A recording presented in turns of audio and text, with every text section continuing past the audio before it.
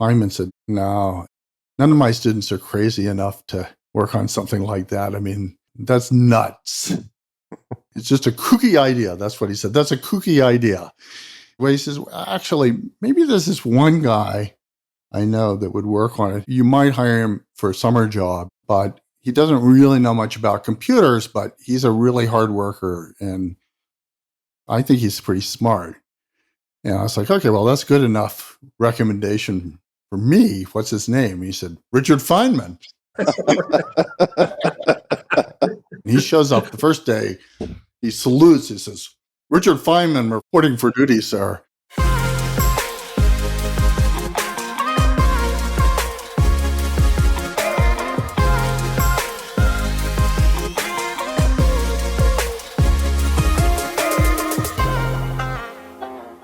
Gentlemen, Kevin, Danny, thank you for making the time for the three amigos to gather. I know, Danny, it's a little presumptuous for me to call us amigos just yet, but hopefully by the end of the chat. And Kevin, I must say, your headline that I crafted for our podcast long ago, which was the real life most interesting man in the world, I think you might have some competition for that particular headline in Danny, and we'll certainly explore a lot of facets of that. But maybe we'll start with how the two of you met or connected in the first place. Do you want to take a stab at that, Kevin? Yeah, I was wondering, I think my recollection is that our mutual friend Stewart Brand went to MIT Media Lab to write a book. And I think Danny was one of the people that was embedded in that circle of the Media Lab and MIT. And at one point, Stewart kind of dragged him back to Sausalito, where I was editing the Whole Earth Review at the time. And we met, and I was impressed, but that was it. And then later on, when I was running Wired, Danny had a dream of a clock that would tick for 10,000 years as a sort of way to think about the future. And he wrote a proposal, which I ran in Wired. And I thought that was really very interesting and a great way to frame the future. And that was it. But our mutual friend, Stewart Brand, decided that he would try to help Danny actually build the clock. And made a little nonprofit called, well, we didn't have a name. It was called the Clock Library Foundation. And I was part of the original group. And then for the past almost 30 years, it seems like, we've been working together on the Long Now's mission to encourage long-term thinking. And I've seen Danny in action in all those years. And so I think that's my recollection. Danny, does that meet with yours? Sounds right to me. Okay. So I'm going to throw a bit of a wild card into things because I can't resist not doing it. So Danny, there are a million places to start with you. We could try to do something chronological. Like we could start with homeschooling. We could talk about AI. We could talk about dark sky weather apps. There are so many points of entry. I thought, though, I might be the first to begin with a Mogan clamp, if that's the right term to use. So this device, this terrifying looking device, and a silver briefcase full of devices.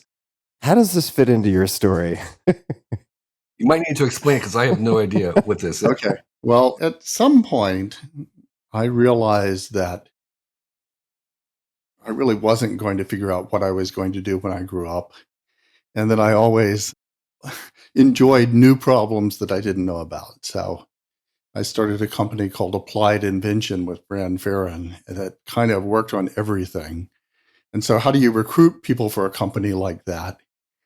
So one of the things that we did, we had this box of just weird stuff, like a space shuttle tile or a piece of synthetic diamond or that weird sort of clamp cutter thing that you just mentioned. And what we'd do as part of the interview process is we'd sit people down and we'd just open up the box. And immediately you could tell, was this person a likely fit for the company? Because a lot of people would sort of wait for instructions. But most of the people that we hired would look at it and say, "Whoa, is that a Mogan clamp? Is that a laser gyro? What is this?" And they would start picking up the pieces and talking about them and asking about them. And those were the kind of people that we wanted to hire. And it wasn't a test so much of knowledge, it was more a test of curiosity and engagement and ability to learn. Although it was amazing how many of them people recognized. That was a particularly weird one that a lot of people did not get, because as you probably know by now, it's basically the device that is used for circumcision to make sure you don't cut off too much. Oh, God. It's horrifying, but also beautiful in how sterile it looks. And I appreciated the German on it that says rostfrei, which means rust-free, which is really what you want, I would imagine. Yeah, rust-free. It has a limited opening, you notice. So really, it's hard to overdo it. Oh, God, squirming in my ergonomic chair just thinking about this.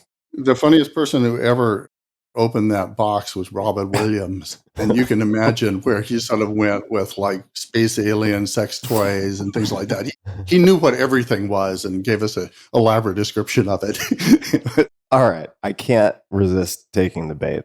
There are a lot of things I'm not going to be able to resist in this conversation. Why on earth is Robin Williams looking through this suitcase or this briefcase? Brand and I had met Robin at the Walt Disney Company. And so it was actually the only job I ever had.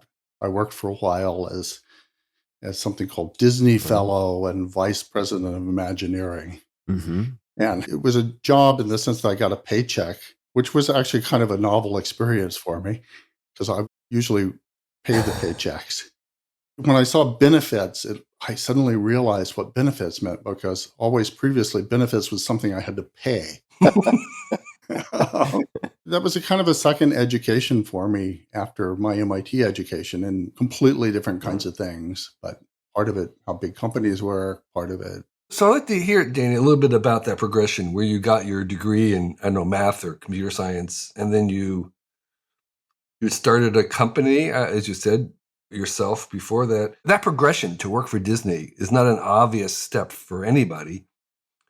What were you thinking, and what was your plan? I mean, you're kind of overeducated for the role in some ways.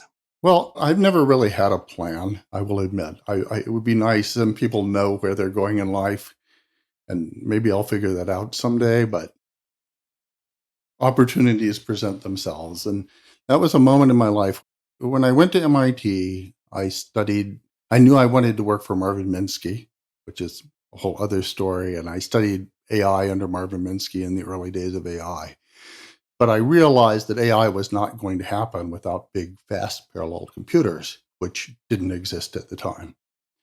So I started to build one, which I had to build like from designing the chips, the operating system, everything from scratch.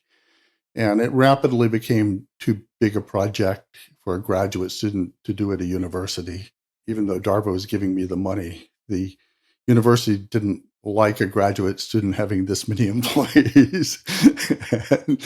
and so I did what was at the time a very unusual thing, which is started a company as a graduate student. And in fact, MIT told me I couldn't do it. And I said, well, I don't see how you can say that because I'm paying you money. You're not paying me money. So they forbade me from doing it, and I just did it anyway. And in fact, I started hiring a bunch of faculty members. And just salt in the wound. When I hired the ex-president of the university, which was Terry Wiesner, they stopped bothering me. Brought in the power lobbyists. Right. And that was a huge success from a technical standpoint, but honestly, me and the other people that started the company had no idea about how to make a company work. I made a lot of mistakes in how I set up the business because I was really mostly wanting to just build this computer. I wasn't trying to build a company. And so we successfully built what was the first big parallel computer. It was something that all the experts said was impossible for various reasons. And it became the fastest computer in the world. For many years, we built the fastest computers in the world. but we never made a great business out of it. And actually, interesting enough, somebody who worked for one of our chip suppliers had a much better idea of how to make a business out of it. And he took very similar chips to what we were making, and he made them for video games. And that company actually took 30 years, but it finally managed to do what we set out to do. And that was NVIDIA. I've heard of it. One of those chips is probably the power of one of your machines, right? Oh, yeah. I mean, Moore's Law really worked and got to watch it play out. I mean, that was 30 years ago. So think of how many times Moore's Law has doubled since then. So you were describing this, though, as how you wound up at Disney. Oh, yeah. Well, when the company didn't work out, I kind of worked it out. I got all the hardware people that were working on it. He had hired at Sun Microsystems and exchanged their options and thinking machines for options in Sun Microsystems, which this was just before the web took off, and that worked out well for them. But I decided that I'd had enough of the computer business and I just wanted to do something different. And I had twin babies and a daughter that was born on the day the company closed down. So I just kind of wanted a job for a little while. And I had always had this kind of childhood dream of being an Imagineer. And then I was like, well, just let me be an Imagineer. And they're like, well, I think we have to give you more of a title than that. I didn't want a title anybody knew what I was supposed to do. So I asked for Disney Fellow, which it turns out Salvador Dali had been the only previous Disney Fellow. So I thought I was on pretty safe ground there. But they made me a vice president just so that it turns out that's very important in a big company for some people. So they talked me into that, but it was a good thing because nobody takes you seriously unless you have some title that they understand. But it really was true that nobody knew what I was supposed to do. And actually, the guy that had approved my hiring was Frank Wells. And he unfortunately died in a helicopter crash before I showed up. So really nobody knew what I was supposed to do.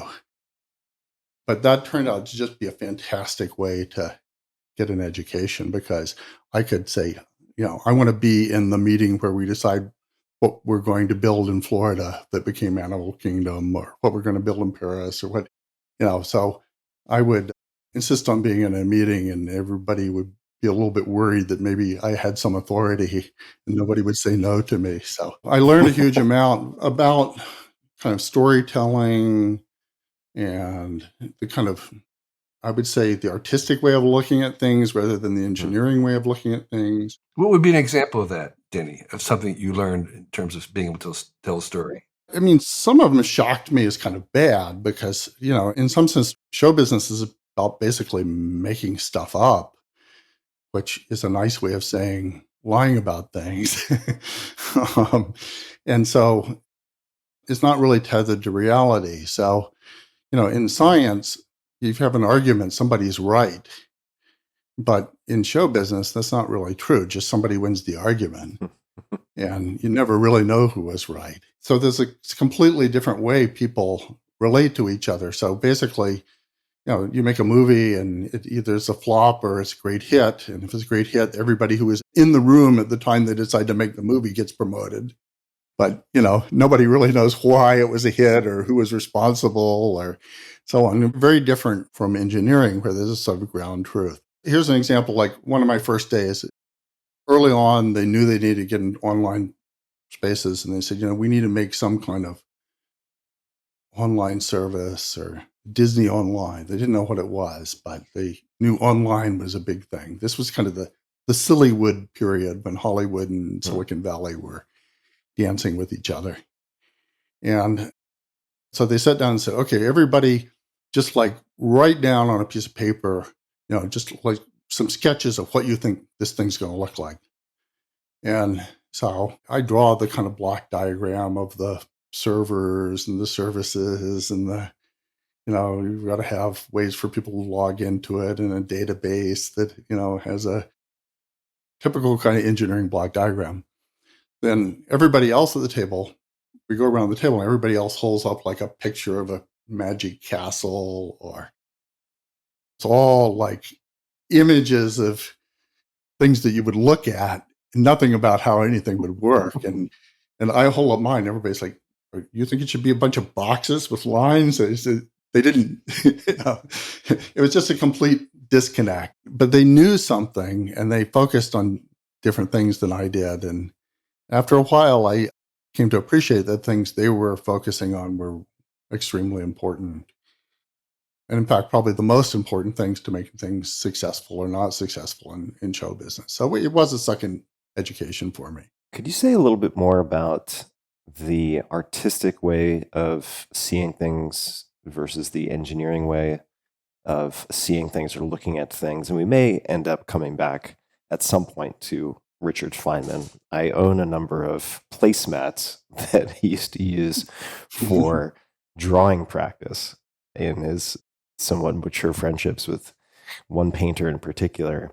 But I remember their debates about sort of seeing through the eyes of science versus seeing through the eyes of an artist. And I'm wondering if that artistic way of looking at the world has translated to things after Disney for you.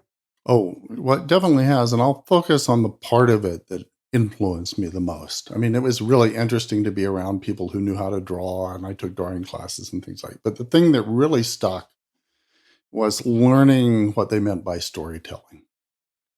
So, when Disney designs a theme park, they don't think of it so much as a piece of architecture or a map. They think of it as a story. And by a story, it means kind of a sequence and a narrative of going into it and experiencing it. So it sort of makes sense to the people that are going through it. And they sort of know where they are. They know what to expect. They know when it's over. And a ride is like that. But actually, the whole theme park is like that. And that way of thinking of things as a understandable emotional experience that connects with someone is very different than sort of looking at the mechanics of how the rides work, which is also very interesting. But it's very subjective, and yet it can be done well and it can be done badly. And we've all been moved by watching a film or listening to a piece of music or something like that. We all know that it does affect us. It does connect with us. And so, for example, the most obvious way that's influenced it that's how I started to think about designing the 10,000-year clock. When I first thought about it, I was thinking about, mechanical problem. How do I keep it wound? How do I, what materials do I use? But after a while, I came to realize that really the most important thing about this clock, and the thing that will really determine how long it lasts, is what do people think about it? How do they experience it? How do they relate to it? What's the story? What is it about? What is the story? I'll give you a simple example. In the beginning, when I designed it, just like an ordinary clock, it would always show you what time it was. But then I realized if it's ticking away in a mountain someplace and it doesn't care if you exist, then why should you care if it exists? So instead, I thought much more about the story of somebody going to visit the clock and what did they see? What's the sequence of things? Where did they get confused? Where did they get frightened of I'm in the wrong place? And then when they get to the clock, instead of showing what time it is, it actually shows the time the last person was there. Shows the time and the date that the last person was there.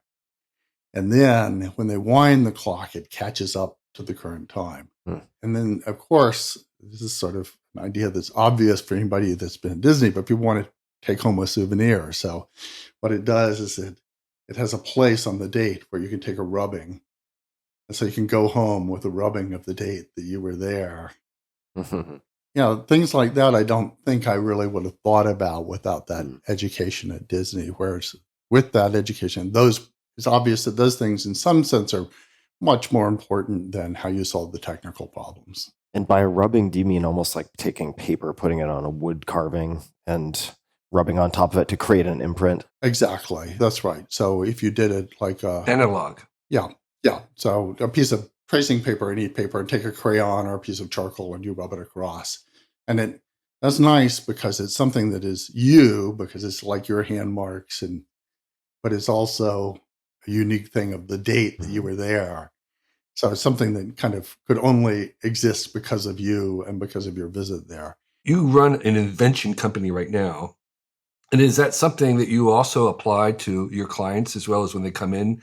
Are you trying to tell them or help them make a story out of the inventions that you are working on? Do other people really care about it as much as you do? People care about it, but I don't necessarily talk to the clients about that because, depending on their perspective, the thing they may care about is financial sales or the reliability of the machine or the rate of production, or they have something that they think they care about. But very often behind it, there has to be some story for it to make sense to the people who are operating the machine or buying the product. And so I'm thinking about it that way. I'm not necessarily explaining it to the client that way. But yeah, I would say pretty much everything I do is influenced by that way of looking at things, and it causes you to look at the experience of it rather than the engineering of it. And actually, it's interesting. I was very lucky because I got to work with Steve Jobs when he was first making the Macintosh, and it was during that period he'd been kind of kicked out of the campus of Apple and was in an apartment with a few pirates making the Macintosh. And at the time, this was before I had been to Disney and before I learned this, and it drove me crazy because I got called in because I knew how to make chips, and Steve wanted to make a custom chip for the Macintosh initially.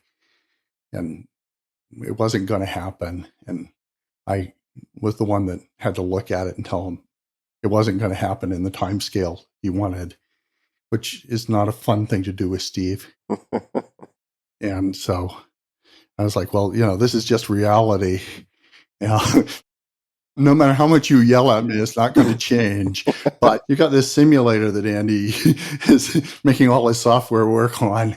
So why don't you just sell the simulator? And he basically blew up at me, and I was missing the point of everything. But what I realized looking back at it is Steve was like really wrong about a lot of technical things, but what he was really right about was the story of how people would relate to the machine. He had a vision about that other people didn't have. And in some sense, it didn't matter that he was wrong about a bunch of technical things because the story was so correct.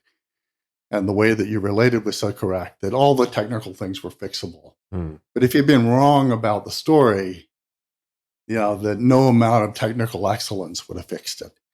And I think I only understood that in retrospect after I kind of saw people relating to the Mac.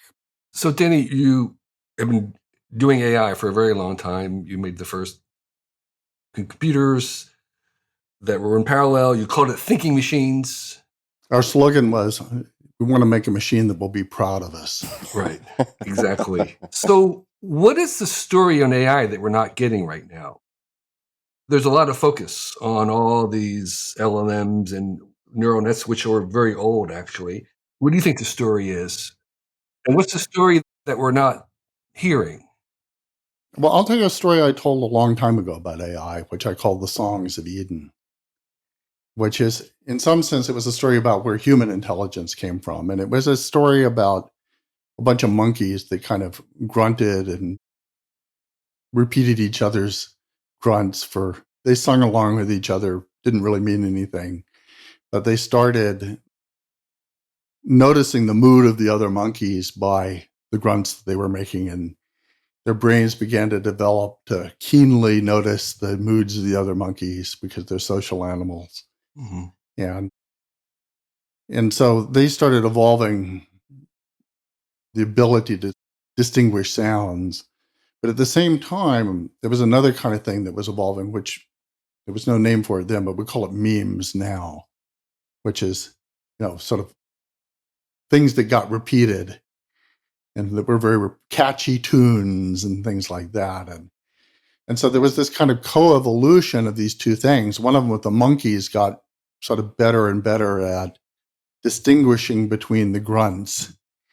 And the ideas got better and better at helping the monkeys because that's how they got repeated. And so we're sort of a symbiosis of those two things, of the monkeys and the song. So the songs, in some sense, evolved into human culture and human ideas. And we evolved into the monkeys that were able to hold those ideas and transfer those ideas. And so I kind of told the story that was the way that human intelligence evolved, and predicted that might be the way that artificial intelligence evolved, that we would build machines that were sort of powerful enough, but then we'd kind of infect them with human culture. So now the internet didn't exist then, but I wasn't quite sure where you were going to get the human culture or how you were going to do that. But I think that's sort of what's happened. Is what we've got is not so much artificial intelligence, but we've sort of got a substrate on which human intelligence can live that's not human. And so the human intelligence is all of the things that was learned from all the data that we train on, in some sense. And this is the early stages, so you might say it's just kind of imitating right now, but it's got so many examples it's really good at imitating. When you get good enough, and that's always sort of the first part of intelligence is imitation. I mean, child begins with imitation, and then they understand more and more. Mhm. So I think we're in that imitation stage right now, where we've built machines that are able to do a pretty good job of imitating, and they'll go beyond. They're just beginning to peak beyond the imitation stage, reason, things like that. But in the end, it's not really an artificial intelligence. It's human intelligence on an artificial substrate. That's a new phrasing and lens that I've not heard before. Yeah, and that's not the only possible form of AI. Oh, for sure. Yeah, we will almost certainly come back to that. But I want to zoom out for a second. You said earlier at some point, I never really had a plan. But there are people who don't have a plan and have no direction and end up, I think as Mark Andreessen put it once, as a sort of a rabbit pivoting every 10 seconds, going a different direction in the maze and not making any progress. Clearly, you are not that rabbit. So it seems that there is some underlying scent trail or way in which you choose projects or what you will do next. How do you do that? What is your guiding sense of how you choose where to direct your attention, right? And you said at some point that you were tired of, you wanted to do anything other than the computer stuff, so you shifted to the Imagineering, right? And there were other lifestyle factors, but I'm just wondering, broadly speaking, how do you choose what you're going to do next? And then once you decide on that, and I'm borrowing from something that I'm stealing from Kevin here, but how do you proceed once you decide that you want to get into a new field? So first of all, since I sort of love the process of invention, I have to say that I think it's a misunderstood process, because what the inventor does is actually a very small piece of it. What society does is it creates these preconditions for invention. And once those preconditions are in place, then it's just a matter of sort of putting together the puzzle pieces and making it work. So I always love to see those moments where all the pieces are around and somebody just needs to, and usually they're not recognized because they're looked at by different people. They're in different disciplines and things like that. Could you give an example? Yeah, I was just going to say that. A perfect example was parallel computers. Parallel computers, it sort of now seems totally obvious, like how could anybody have not built parallel computers? But at the time, there were some pieces that weren't quite there yet until you got the ability to put multiple processors on a piece of silicon.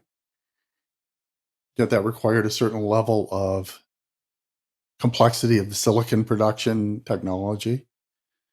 So nobody had done that. So I made the first multi-core chips. There were proofs that computers became less and less efficient the more processors that you added to them. There was something called Amdahl's law. That was how IBM basically poo-pooed parallel computers, or people like Cray said you didn't need them, and so on. Danny, just for people listening, could you define what parallel computing is? Yeah, parallel computing is what you do in the cloud when you have lots and lots of computers that you put onto a problem, or you do it on a single chip now that is a multi-core chip that has multiple processors on it. It's so obvious now, it doesn't seem like an idea. But just to be clear, the traditional way was you have a sequence and you would just do one thing at a time. That was the Newman. That was the standard way. And you're going to do things multiple at the same time, which is very complex because you have to do all kinds of things to coordinate, to converge. The complexity is incredibly more difficult when you're doing things in parallel. Yeah. And also, there were all these kind of reasons why people thought it was impossible. And it's hard to believe. And it took a while to understand why they were wrong. And so, it hadn't been done, but I knew it was possible because I knew the human brain worked. So, the human brain has these very slow components, much slower than transistors. So I was like, well, maybe they won't be general purpose computers, but if you're going to make AI, certainly that's the way to do it. So I had some confidence that doing the thing in the unexpected way was going to work. And the preconditions were there, that I could design CMOS chips, make those work, build them. People had compiler technology was at the right place. Television cameras were starting to produce digital things so that you could have digital eyes on machines. So all the preconditions of converting audio to bits were there. All the pieces were kind of coming together. And the only reason it wasn't being done was this sort of prejudice that it was impossible, which was sort of created for commercial reasons, I think. And so it was out there to be done, and I had a reason to believe that it would work. So that's a kind of example of sort of seeing the preconditions are all there. Now, that required an incredible amount of work on tens of thousands of great engineers to get it to that point. So in some sense, all I had to do was take advantage of each of those pieces that were already there and put them together. Right now, it's very formal what we decide to work on because our partners at Applied Invention, we put 3 tests on things. So one of them is that one of the senior partners has to be really excited about it, which is usually because it has some big impact on the world, or sometimes it's because it's just really cool technology, but usually it's because they see it has potential for big impact. And then the partners that are not the one that's the most excited about it, and often I'm the one that's excited about it. So the other partners get to look at it and say, does this make any financial sense? And it can make financial sense because we're guaranteed not to lose too much money on it. Or it could make financial sense because there's a small chance of making a lot of money on it. Or, you have to have portfolio of those things, but that sort of has to be evaluated by different people than the one that's most excited about it. Good idea. So there's a kind of practical aspect to it that I probably didn't do in the early days. I tended to do things way too early before they made any financial sense. So now we have that bit of discipline that added to it. But then the third thing that we do, this is the hardest thing to do, and we call it the non-redundancy criterion, which is because by then you've got a project somebody's excited about and it's going to make money, and why would you say no? Well, the answer is you would say no if it's going to happen anyway. In other words, if somebody else is going to do it, well, why should you do it? You're wasting your time. There's some reason nobody's doing it. Mm-hmm. And, in the case of the parallel computing thing, it was this crazy thing called Amdahl's law, which seemed to prove that it was impossible. And so you have to say, there's a unique reason why we're going to do this. We're doing something that won't get done otherwise, or won't get done for a long time, or won't get done right. And so we only take projects like that. And that one's a tough self-discipline to enforce, but we do it. Quick question on the parallel computing example. So you mentioned, if I'm getting the pronunciation right, Amdahl's law, which indicated it was impossible. You mentioned as a perhaps counterexample, obviously in a different substrate, the human brain does it, but were there other pieces of evidence that led you to believe, given the constraints of the technology at the time, that it was possible? No, I think that was the one that really made me have faith in it. There's something wrong with Amdahl's law. Because I actually, at the time, I couldn't tell you what the flaw was in the proof of Amdahl's law. It was pretty convincing. I mean, now I can go back and tell you that the flaw was it assumed that you just kept doing the same size problem. But of course, if you have a bigger, faster computer, you do a bigger problem. Mm-hmm. And so you don't just use the same problem. And that's the reason cloud computing works and these giant parallel machines work, is because you use gigantic problems on them. Mm-hmm. And if you tried to use the little problem that you were running on a single computer, they wouldn't be very efficient. Mm-hmm. But anyway, I didn't see that flaw at the time. But I'll give you an example of something we're doing now that sort of fits that. Cybersecurity. Mm-hmm. Everybody agrees cybersecurity is a mess. Ransoms are going up. Nobody knows even how big it is because everybody hides, the break-ins and so on. But everybody agrees it's getting worse rapidly. And the defense is losing against offense. And if you step back and really look at it, the reason that it's bad is because the internet was built on a sort of flawed foundation. The basic idea of IP, Internet Protocol, was that you'd look at a packet, and if it wanted to go someplace, you'd move it in that direction. And it was explicitly stated in the design principles that security was not the problem of the networks, because security was the problem of the thing that got the packet. So you have this thing where, and the packet can kind of claim to be from anywhere. Mm-hmm. So you get this flood of packets being delivered to you.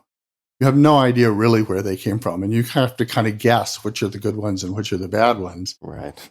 Unmarked packages from everywhere. Exactly. You can come up with very clever ways of guessing, but then as soon as you do that, somebody can come up with a very clever way of getting around your heuristic of guessing. And ultimately, the attackers have the advantage if the packets are anonymous. And so clearly the right thing is to have the network have a policy of what it delivers. And in some sense, we do that a little bit with firewalls. If you try to see, this is a bad packet, I'll cut it off or something. But again, you sort of have to guess where it came from or what it's doing to do that. So I got together a bunch of people that had been involved in the early days of the internet and had built all kinds of things on top of it and had used it for very high security applications and things like that. And said, how would we have designed Internet Protocol if we knew what we knew today?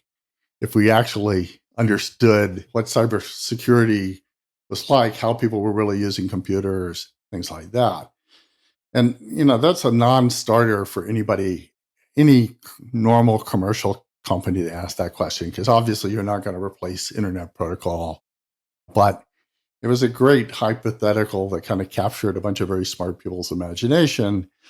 And we got together and invented something called zero trust packet routing, where every packet carries a kind of a passport and a visa that proves it has permission to go where it's going. So the network itself kind of has a policy. It doesn't try to deliver everything to everything. It delivers things that are allowed to go to where they're allowed to go.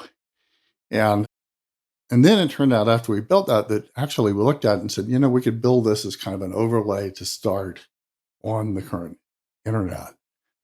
And so people are starting to do that now.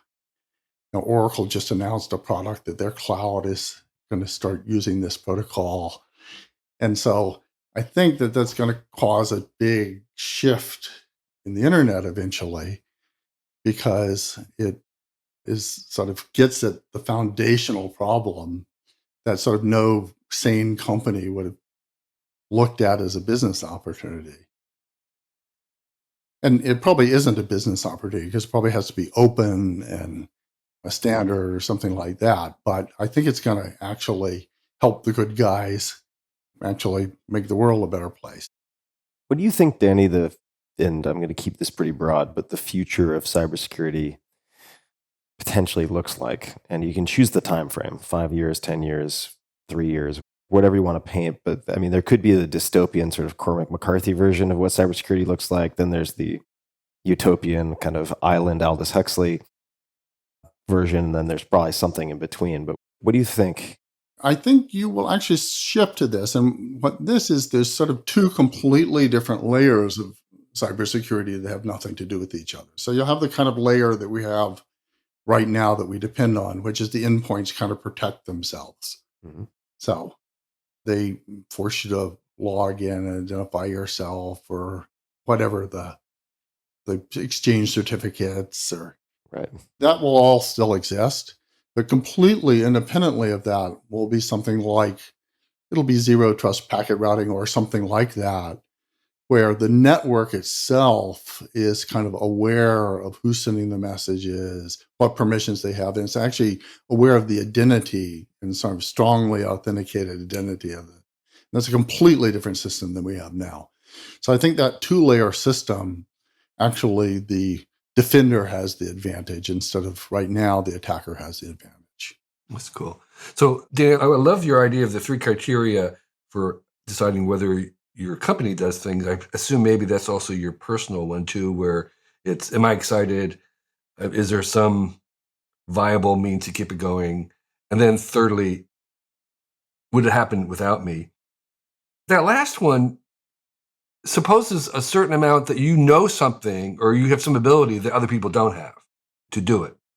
And so going back to you with the chips, like you're a young graduate student. Oh, I'm just going to design a chip. I'm going to make chips.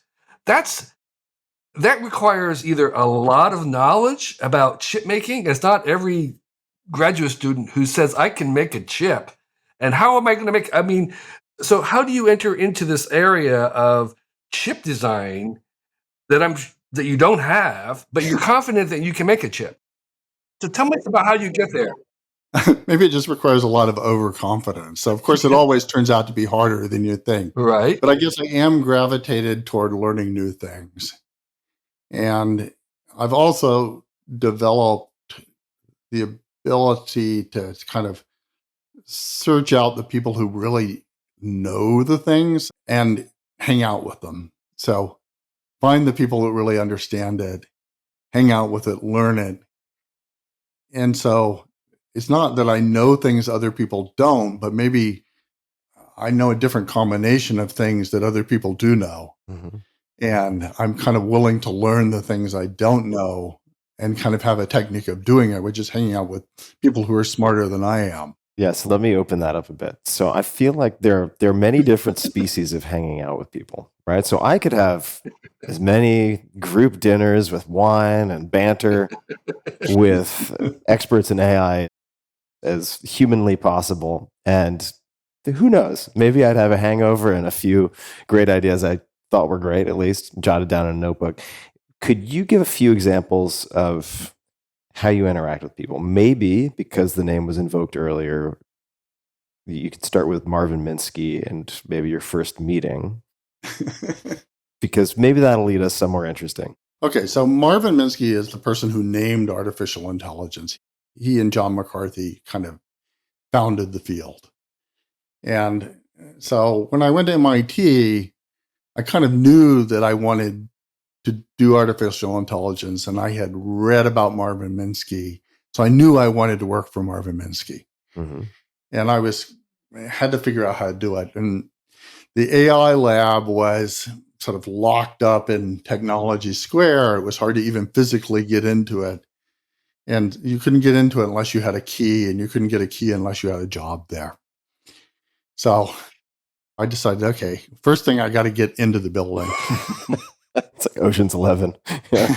Well, I did slip in a few times, but that wasn't going to work. It was pretty high security. Yeah. DARPA was paying for all of the lab. And I got their proposals and the proposals to NSF. And I read their proposals to see what is I could possibly offer here. And I read their proposals. And you read those proposals because those were publicly available in some format, because they were government funded. Well, they were actually in the library that was in the lobby of the building, which you could get to. Okay, here we go. Okay, so I'm in the lobby, so I could read the proposal. With the Groucho Marx nose and mustache, cup of coffee. Don't mind me. Right. So I read them, and there was one thing where they said, we think it's actually important that young kids program computers, and we think even kids that can't read and write should program it. We don't know how to do that yet, but we think it's important. I was like, they don't know how to do it yet. So I will invent a way for kids who can't read and write to program computers. And then, so I went off and I invented this sort of picture way where you manipulated blocks. And then that was enough. That proposal was enough to get me an interview with Seymour Papert. Who is Seymour? He was the first one that did sort of educational computing. Okay. And he had the gates to the kingdom in terms of getting you into that building. He was inside the kingdom, right? So what did you say to this person? Were you like, I was perusing in the library. I came across this. It seems important to your funding that you develop X. No, I didn't give him all that backstory. I just said, hey, here's a really cool way I've come up with for kids that don't know how to read and write to program computers. He's like, oh, I've been looking for that. Okay, got it. So it wasn't like a million things that were in these proposals. No. He would recognize the candidate. Yeah, he immediately recognized that was something he wanted. What a coincidence. I knew who to go to. This sounds a lot like Logo. It was. He invented Logo. He's the guy that invented Logo. Okay. And what did you invent? Well, so I invented something called the slot machine, which is a way of programming Logo with pictures. So you could arrange pictures. And actually, the Squeak language is kind of the electronic version of what I invented. But I invented physical things that you put together to make a Logo program. Okay. What is a Logo program? It was an early computer program language for kids. For kids. I got it. Programming language. You would say move the square around in a circle or something. Very, very simple things. Now, of course, people thought this was very impractical because we had to convince the people someday every school will have a computer.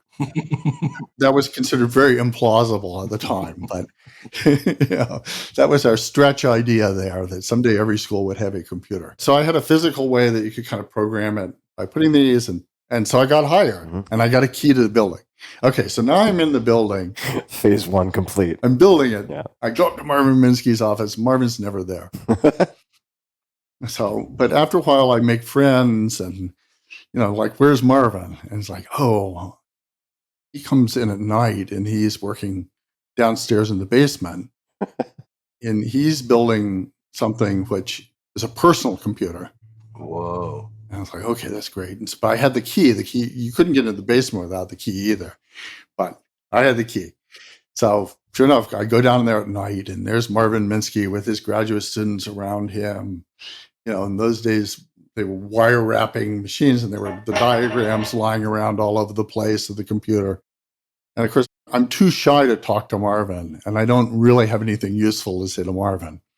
So I just sort of look around, and I look around at the diagrams of the computers, and I notice a mistake on one of them. So I go up to Marvin Minsky, and I say, I think there's an error here. And Marvin looks at it and says, oh, yeah, that seems wrong. Fix it.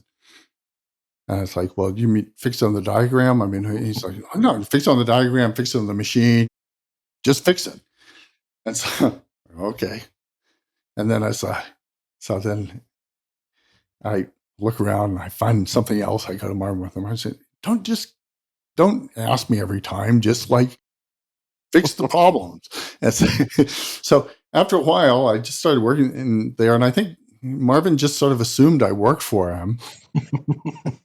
And then eventually, everybody, after I'm there for a few weeks and everybody else would get tired and go home in the morning.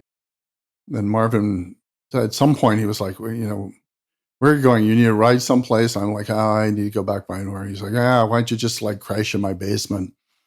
And then, so I kind of moved into Marvin's basement. And eventually I mentioned to Marvin that I didn't actually have a job, and he gave me one.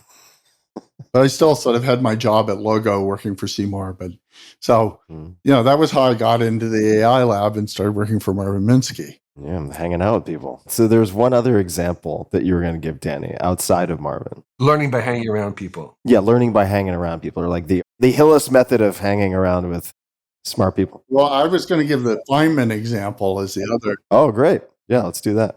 So Richard Feynman was the Nobel Prize winning physicist that invented Feynman diagrams and quantum electrodynamics and a lot of other sort of basic techniques that everybody uses in physics. And one of the youngest people that was on the Manhattan Project. And so totally brilliant, but also just a lot of fun.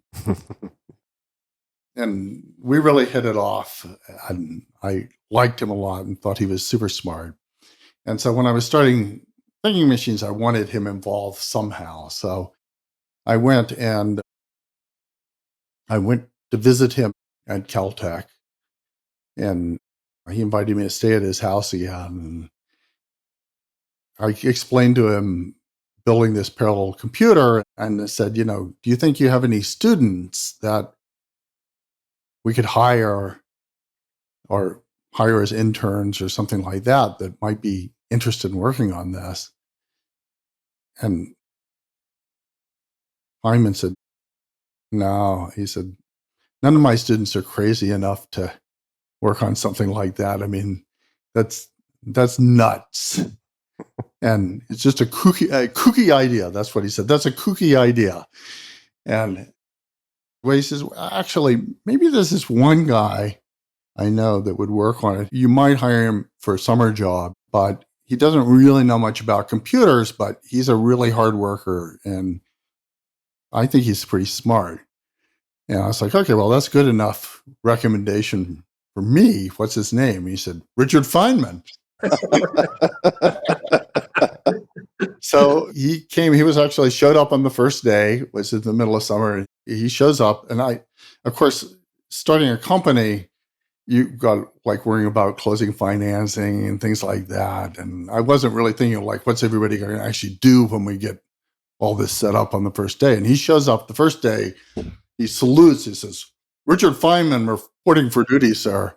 What would you like me to do? And I'm like, oh, I hadn't really thought about this. And I think for a second, I said, how would you do quantum electrodynamics on a parallel computer? And he's like, that's what you want on the first day?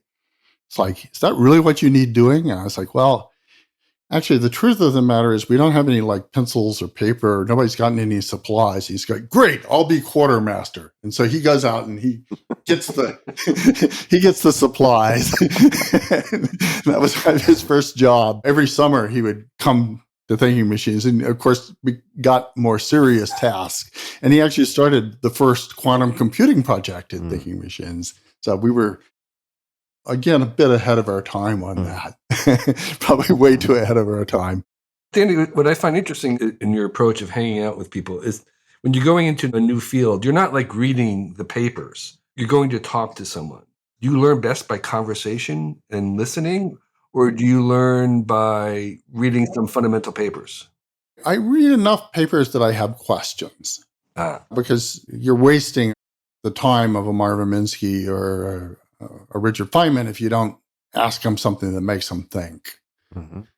And so I would say most of my learning was from the people, not the papers, but I always do homework beforehand to sort of see where the interesting questions are. And in some sense, that's easier to do when you're coming into a field from the outside because the people inside the field have already kind of settled on a set of questions as the important question. But if you don't know much, it's sort of easier for you to see sort of the big holes that are missing. And sometimes your questions are dumb. And they explain to you why they're dumb questions. But sometimes they're like, yeah, that's actually a pretty interesting fundamental question. And, if you can hit on one of those, that gets you into a conversation. But ultimately, I learned much more from the people than from the papers. How did you, Danny, get into biotechnology or just the biological sciences? Well, the biotechnology was, once I set up these invention companies, people would start to come to me with problems that kind of is a last resort. The engineer of last resort. If you knew that you wanted to solve a problem and nobody else could solve it. So that was the way that I got into biology. Is a doctor named David Agus. He was an oncologist who was really frustrated with his abilities to diagnose and treat cancer. Came to me and said, we got a problem here. People call cancers all these different things, and the paradigm we have for treating things just isn't working for it.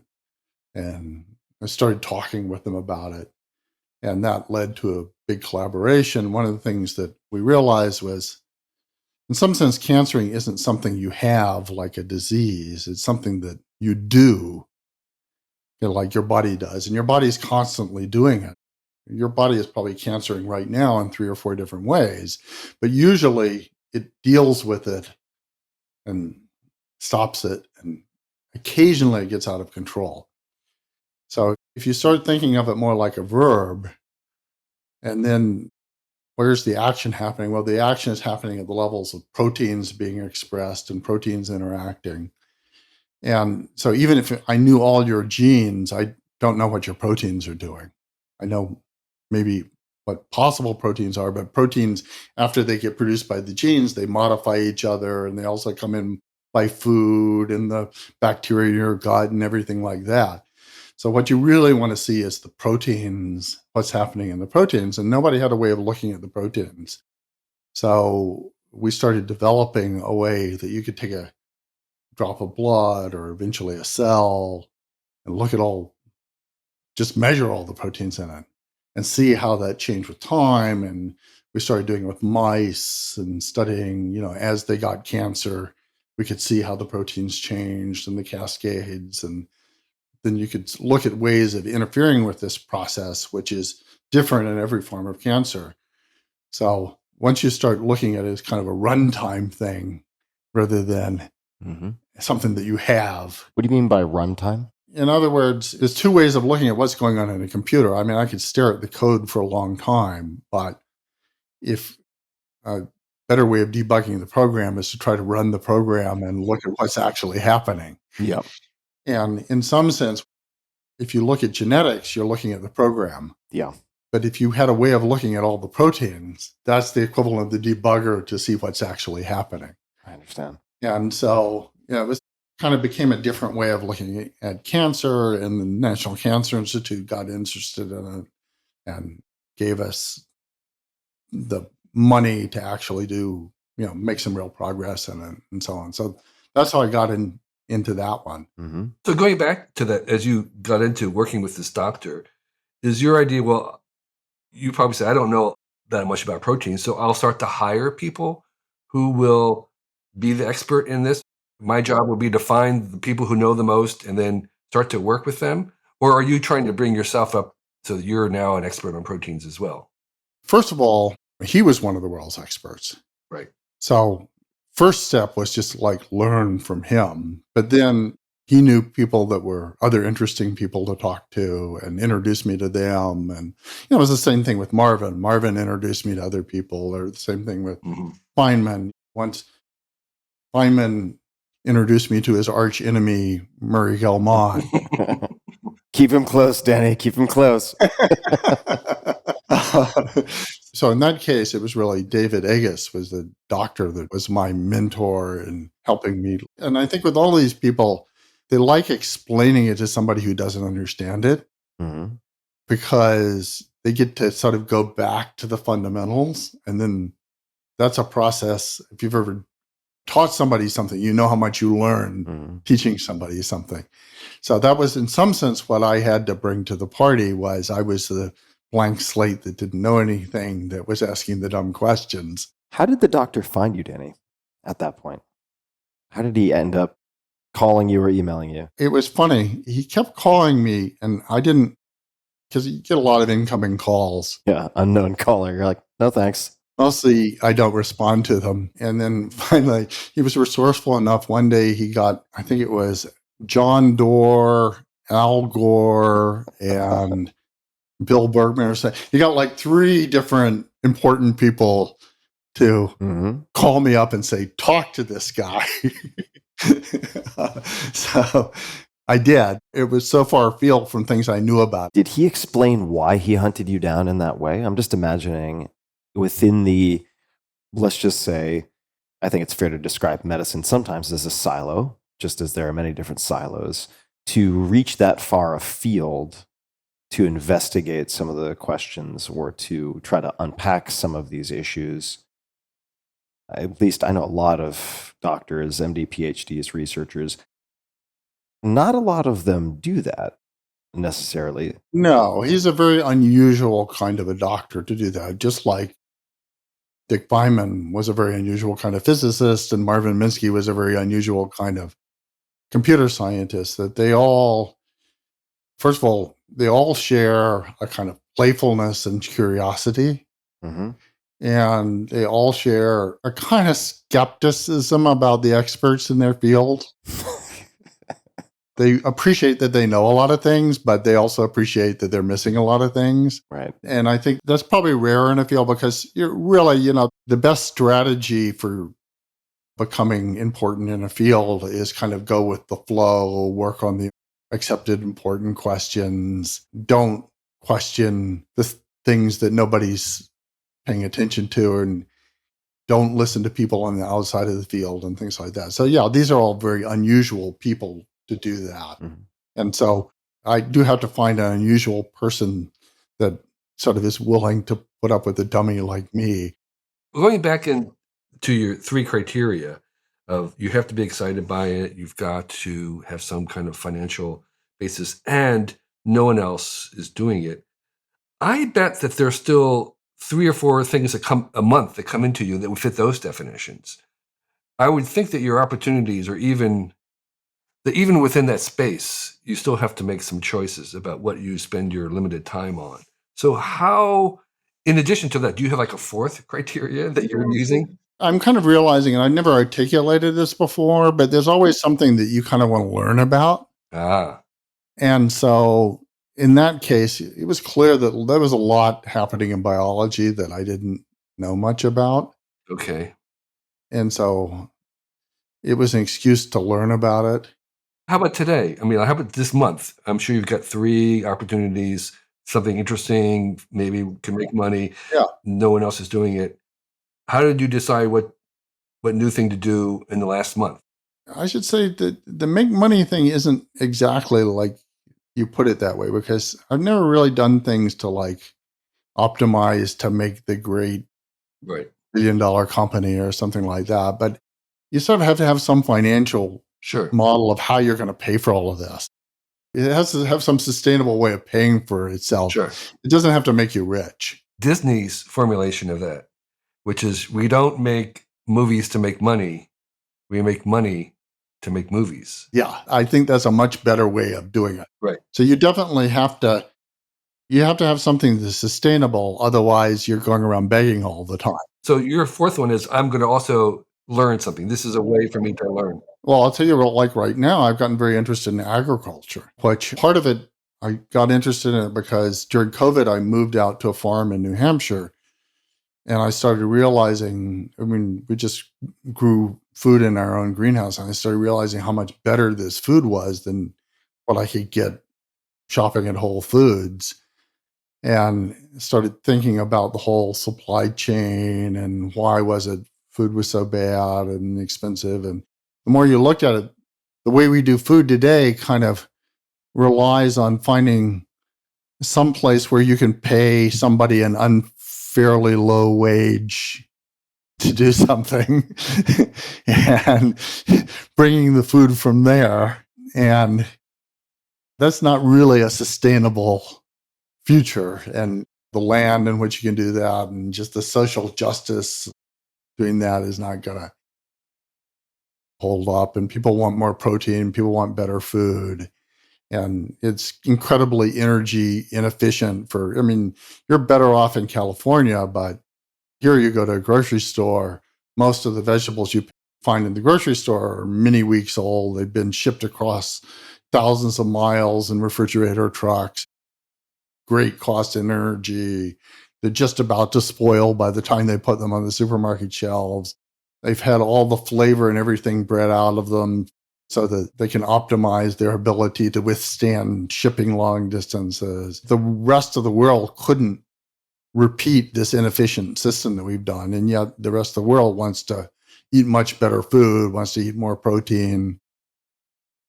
Climate is changing. So Danny, when you're looking at a space like this, you have the seed of an interest that is prompted by this time spent in New Hampshire, where I've also spent a bunch of time. And then you start asking questions, and the peripheral vision widens to include all of these different facets that you just mentioned, right? So someone could get lost in that and just the sheer volume and complexity of all these different problems and challenges. Yeah. How do you brainstorm questions and then choose which questions to pursue?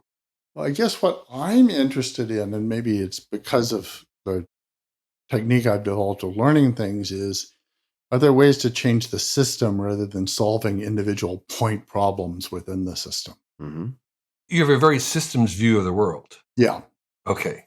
So agriculture is like the oldest technology. So it's amazing all of the solutions people have come up with, like the point problem of how do you pull out a weed or pick a tomato, or any one problem has been looked at in a lot of ways and lots of inventions around it and so on.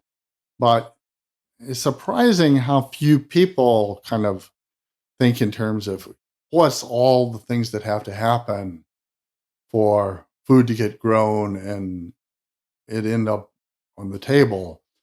And a lot of it is stuff that you don't imagine, like predicting the weather or mining fertilizer or shipping things in refrigerator trucks. And, it's not things that you would think of first when you're thinking of agriculture, but that's actually what a lot of the activity is. And people have point optimized out most of the specific solutions, done a pretty good job of that. But very few, if anybody, have kind of tried to look at it as a system and how could you rearrange the system. Now, by system, you don't mean, I assume, which is always a dangerous habit, but you're not talking about, say, some people might think of permaculture as a system, right? But you're extending the system to include many other aspects of food production, transport, supply chain. Yeah, permaculture would be like a natural system. Right.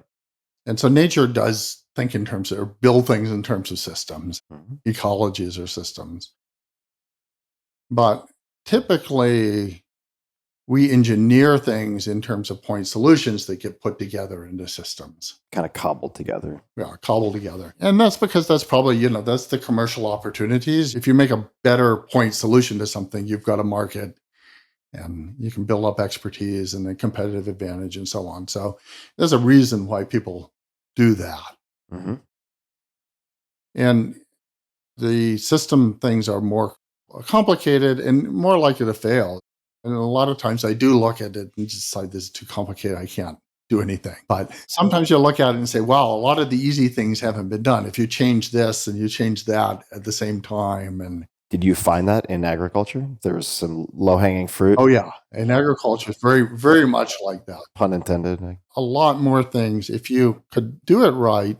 So clearly, for instance, things should be grown much closer to where they're eaten. I mean, they don't have to be grown like in vertical farms in a city, but they could be grown a few hours away out in the suburbs and they'd be a whole lot better. Mm-hmm.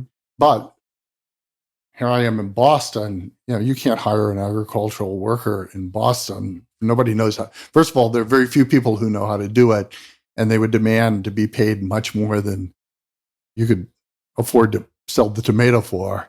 So you have to have a better way of using labor. You have to have a better way of building greenhouses so that they work in colder climates. You actually have to have different breeds of plants, different fruits and vegetables that are not optimized to be shipped 2,000 miles. Mm-hmm. So, there are a lot of things you have to change. But if you change all of those things up at once, there's another equilibrium point. It's a Nash equilibrium where there's another sweet spot of things working together in which many, many crops are grown much closer to where they're consumed. Mm-hmm. But you have to change a lot of things, from the architecture of the greenhouses to the jobs of the workers to the microbiome of the soil.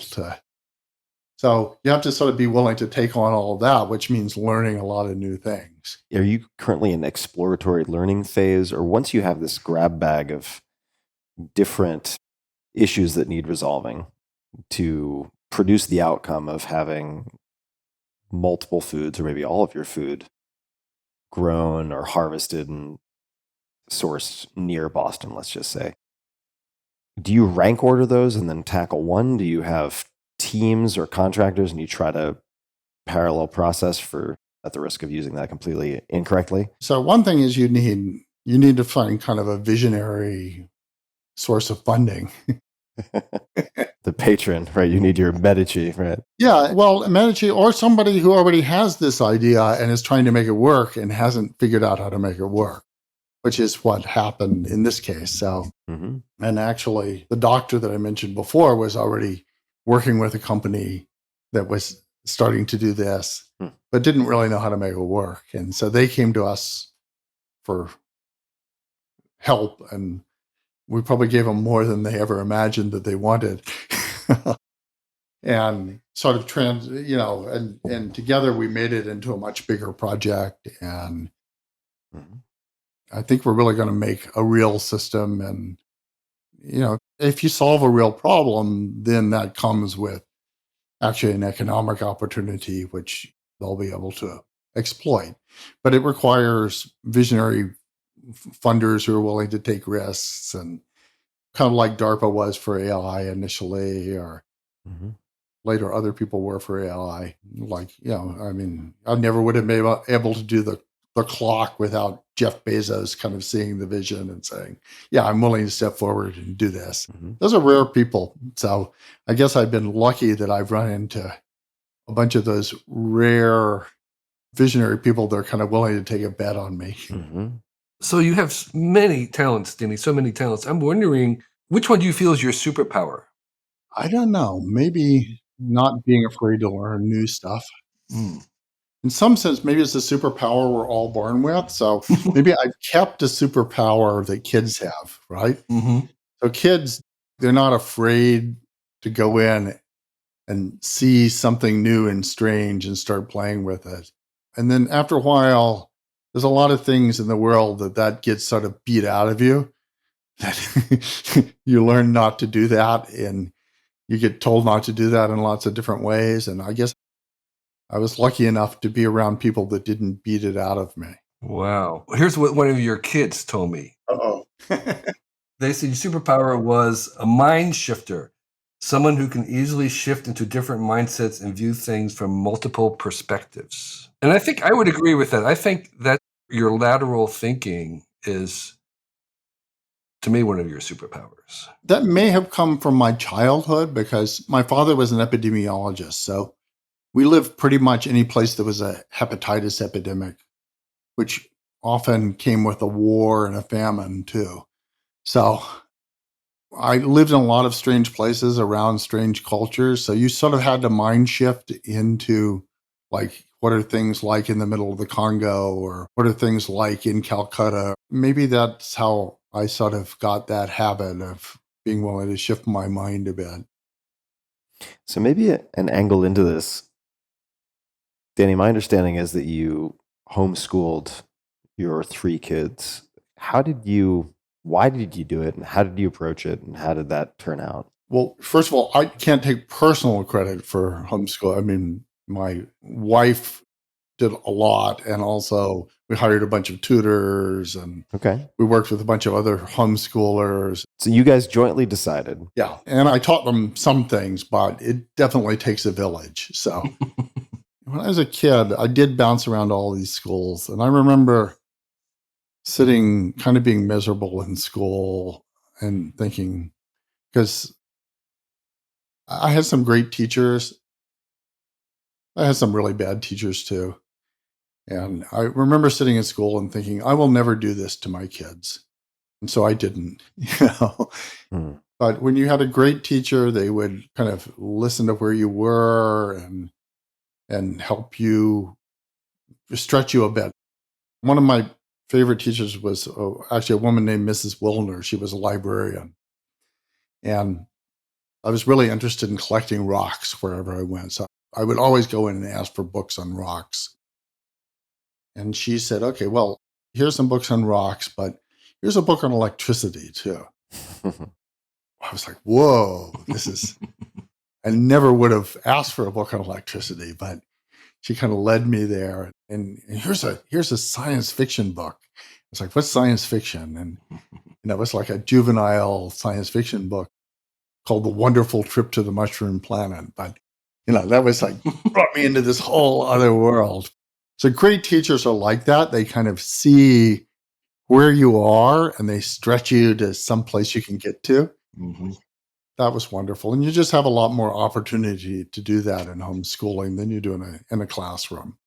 Were there any aspects of cognitive development, curiosity, or otherwise that you cultivated through the homeschooling, understanding that it wasn't just you as a lone operator doing it, but were there things that you wouldn't really emphasize or touch in traditional schooling that you guys included or emphasized? We did, but it was interesting for me. Like sometimes I would sit down to teach something that I thought was really simple.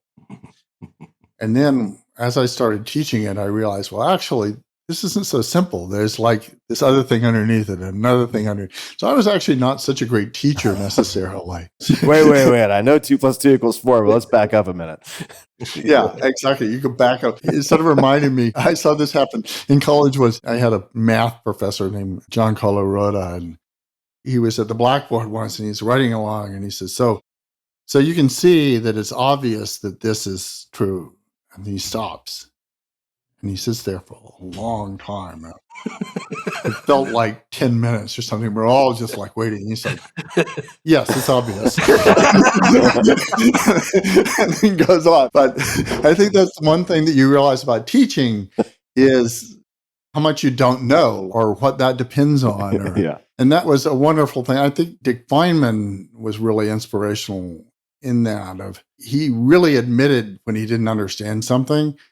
And he'd like, well, wait a minute, like what's a 1 and a 0, right? I don't get, and you'd sort of have to back up and sort of explain that you'd never really thought about it before, but digital computers need to disambiguate. So they force everything to be the 1 or 0. If it's in between, they force it one way or the other. That's what digital means, right? Mm-hmm. You don't put up with any in-betweens. You push it into a category of 1 or 0, and then you build it up from there. But you start thinking about that. Nobody ever really asked me that before when I was teaching them computers, right? And so Dick was always saying that he doesn't understand something unless he can derive it from first principles. And so watching him do that in other fields, I realized, well, I don't really understand an awful lot of the things I do either. And when you teach, you sort of realize the things you don't understand. Mm-hmm. Danny, I was just wondering, what are you trying to optimize in your life these days? Well, I wish I had a lot more time ahead of me. So right now, time seems like the most precious thing to me. Yeah. And you start realizing how much of it you squandered. It doesn't sound like you squandered very much time. I'm not seeing that. Where were you squandering? When did you squander anything? Come on. Yeah, Danny, based on your bio. Right. Objection, Your Honor. Yeah, right. Yeah. I did a lot of things that didn't work out. Okay, so let's talk about some failures. What were some of the failures? Well, I think that thinking machines was my first big failure because if I had paid more attention to if I had asked that financial sustainability question, really treated that as a problem of serious thought, like I was thinking about the machines, I would have done a much better job. That company didn't have to fail. It was awful when it did. It had like 500 people, almost none of whom had another job. It was like I was hiring people straight out of MIT, and we were building the fastest computer. Everything was going great. And we just did a bunch of dumb things in how we set up the business that we didn't pay enough attention to laws that were getting passed by our competitors in Congress that were making it illegal to export our products or making it hard for people to acquire our products. And, we were just sort of blindsided by that. We did stupid stuff. We were growing up. And so it didn't occur to us that we might have something might cause a downturn and we might not have enough cash in the bank. And going back, we just managed it badly. So I learned from that. It's sad because it was a terrible moment for me. I felt like I had let down all of these people, and I had let them down. So, Danny, you look back on this life review and lessons learned, and Flash forward to today, you said focusing on, well, you look back and realize how much time you've squandered. What rules do you have for yourself, or how do you think about not squandering the time you have left? Have you changed anything? Well, the non-redundancy is a piece of it. Right. If someone else can do it and will do it. Don't work on things that are going to happen anyway. Mm-hmm. I still think hanging out with extraordinary people is the right thing, but there's an interesting problem with that, which I've realized, which is I tended to hang out with a lot of people that were older than I was because of that, because they sort of established themselves as extraordinary. Mm-hmm. And of course, that has been very sad to see so many of my friends die and so on. So I'm actually very curious. I'm sure that there's a whole generation of younger, extraordinary people that I haven't met yet. Mm-hmm. And that's something I'd love to do, is meet some of those unusual people that are thinking about things differently and learn from them. Mm-hmm. So that's kind of part of my agenda these days. Right, to find the young. So what do you think would most surprise your 20-year-old self about your life today? I guess one thing that surprised me is that it sort of has all worked out. You were not really expecting that? No, I think I was always kind of on the edge of failing in some sense. And, many times I did, but it still worked out. And so I think I probably worried more than I needed to, because it always seemed like, oh, this is pretty dangerous, or I'm going to be penniless. And there were times when I was penniless. I couldn't pay my mortgage. I think I worried way too much. I worry less now. So, Danny, this is going to be a fast left turn, but I've been staring at this the whole time we've been chatting, and I don't know why. I can use the term OCD because I have been diagnosed with it, although I think it's actually a superpower in a bunch of respects. I've been staring at this prompt. What is the entanglement with a capital E for like an hour and a half here? Just waiting for the right segue, but I don't know if I'm going to find the right segue. So what is the entanglement? So one of the things that I've noticed about the world is it used to be that nature and technology were very different things. Technology was something that we designed and we understood and we controlled. Nature was this mysterious, complicated thing that we didn't understand at all and pretty much had to take and work around and kind of riff with. But I think those two things are becoming entangled in sort of both directions. So things that used to be natural, like the atmosphere, or our genes, or our minds, or my knee joint, are now technological artifacts, right? Mm-hmm. And the things that used to be technological and controlled and designed are actually kind of evolved and having, like the internet. Nobody can draw you a wiring diagram of the internet. Nobody can really tell you how ChatGPT came to that conclusion.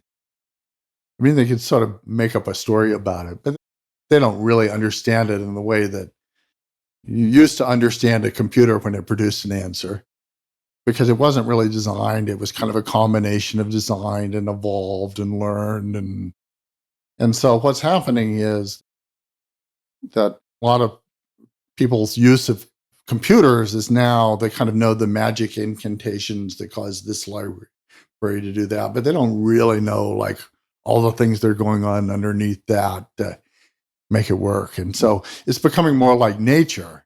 Nature, we used to kind of know, well, here's the magic incantations we use for making beer. We don't know really why this makes good beer and this makes bad beer, or this makes champagne.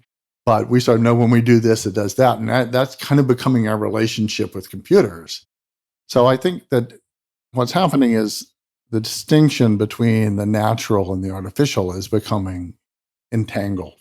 That idea may just kind of go away. So there sort of almost is no pure nature, and there almost is no pure technology that we fully understand, at least not in the technology that we're using to have this conversation. Right. For example, there is nobody who understands every piece of it. Mm-hmm. I want to put in a plug for my very first book, Out of Control, which was about that entanglement. Yeah, I think you're one of the people that really got me thinking about that entanglement. Right. That book was probably a lot of what got me thinking about these ideas, and artificial life got me thinking about it. The way I would say is there's one thing with two different faces. And those, basically, we had two different faces to the single thing. And we're recognizing that there's only one class, which has kind of two different perspectives on the same thing. You're saying natural and synthetic, or nature and engineered? Yeah, they're basically different faces of the same thing going on in the long arc of the universe. Yeah. Danny might say they're being entangled. I would say that they've always been entangled, Mm-hmm. but we had two separate views of them, and now we have a better view of it. I think there's also something very special about this instant in time. And by this instant in time, I mean plus or minus a century. The long now. Yeah. But I think when people look back at history, even really our lifetimes, I mean, over my lifetime, the population has more than doubled, the climate has changed, computers have come out. Everything is really very, very different in a way that's never happened before. Things have not changed. Population hasn't doubled in a single lifetime before, and I don't think it will again. Right. I think we are at a special moment where our sort of technological powers have gotten enough to make these things that are more complicated than we can understand. And that's kind of a qualitative change. We weren't building stuff that was more complicated than we understood before. Or producing outputs that were completely unexpected. Right. Danny, so a question about the entanglement, and this actually relates to a name you mentioned earlier, Jeff Bezos. So he's described AI, I don't think it was specific to LLMs. I mean, it was broader than that. Is it discovery and not an invention? Something akin to electricity or fire. How do you think about AI? I'm going to make a distinction between AI and what's called AI right now. Great. Please. Intelligence is a very complicated, multi-factored thing like life. Mm-hmm. It's not just one thing. In the beginnings of AI, we thought the things that were hard for us to do were the intelligence. So we thought playing chess would be intelligent, or solving calculus tests would be intelligence. Or translating languages. Well, that came later, but the things that were hard for us, we thought that's intelligence. That was the stuff that early AI concentrated on. Mm-hmm. And actually, it turns out that was really the easy part. The hard part was the stuff that we were so good at, we didn't even notice, like recognizing a face, jumping to a conclusion, having an intuition about something. Those things were way, way harder. So we thought producing speech would be hard. We didn't think listening would be hard, right? Because we just sort of did that without apparent effort. But listening to speech turned out to be way harder than producing speech. And so there was this period, there was always, in the early days, there was always a box called, sometimes what was the neural network, the pattern recognizer, that was sort of looked at, was going to guess the obvious thing that was going to happen next and recognize the pattern. And we thought that was going to be the easy part, because it was just going to be some neural networks that got trained. Now, it turns out that those neural networks had to be much, much bigger than we were guessing, way bigger than we were guessing. And you had to train them, or at least so far, we've only know how to train them with way more data than we were imagining training them with, and so on. But sure enough, that box has now gotten built. That's what we call AI right now, is that little box in intelligence. And it's actually really good at kind of imitating human intelligence. And imitating is kind of a good first step. That's That's what my granddaughters do first. I have a granddaughter that can sit and talk to an electrician as if she knows what electricity is, just by using the right words and saying phrases that she's heard before and so on. And she can kind of fake it pretty well, but she has no idea what she's talking about. And that's kind of mostly where AI is right at this moment. I mean, it'll be at a different place a year from now and starting, and people understand that and putting it in different places. But it's just one little part of intelligence. It's a good start, but it's not going to do all of the things that we do that we consider intelligence until people come up with some other ideas. But people will come up with other ideas. The other big change is we got a lot more smart people working on it than we ever had before. So those are the people that are going to come up with all those other ideas to make it work. So I do think AI is going to happen pretty fast just because we have so many smart people working on it. Is there anything you think people are, broadly speaking, overestimating and underestimating with respect to the development of AI? AI not in quotation marks. I think they're overestimating the capabilities of what we have now, but underestimating what we'll be able to accomplish over the long run. Mm.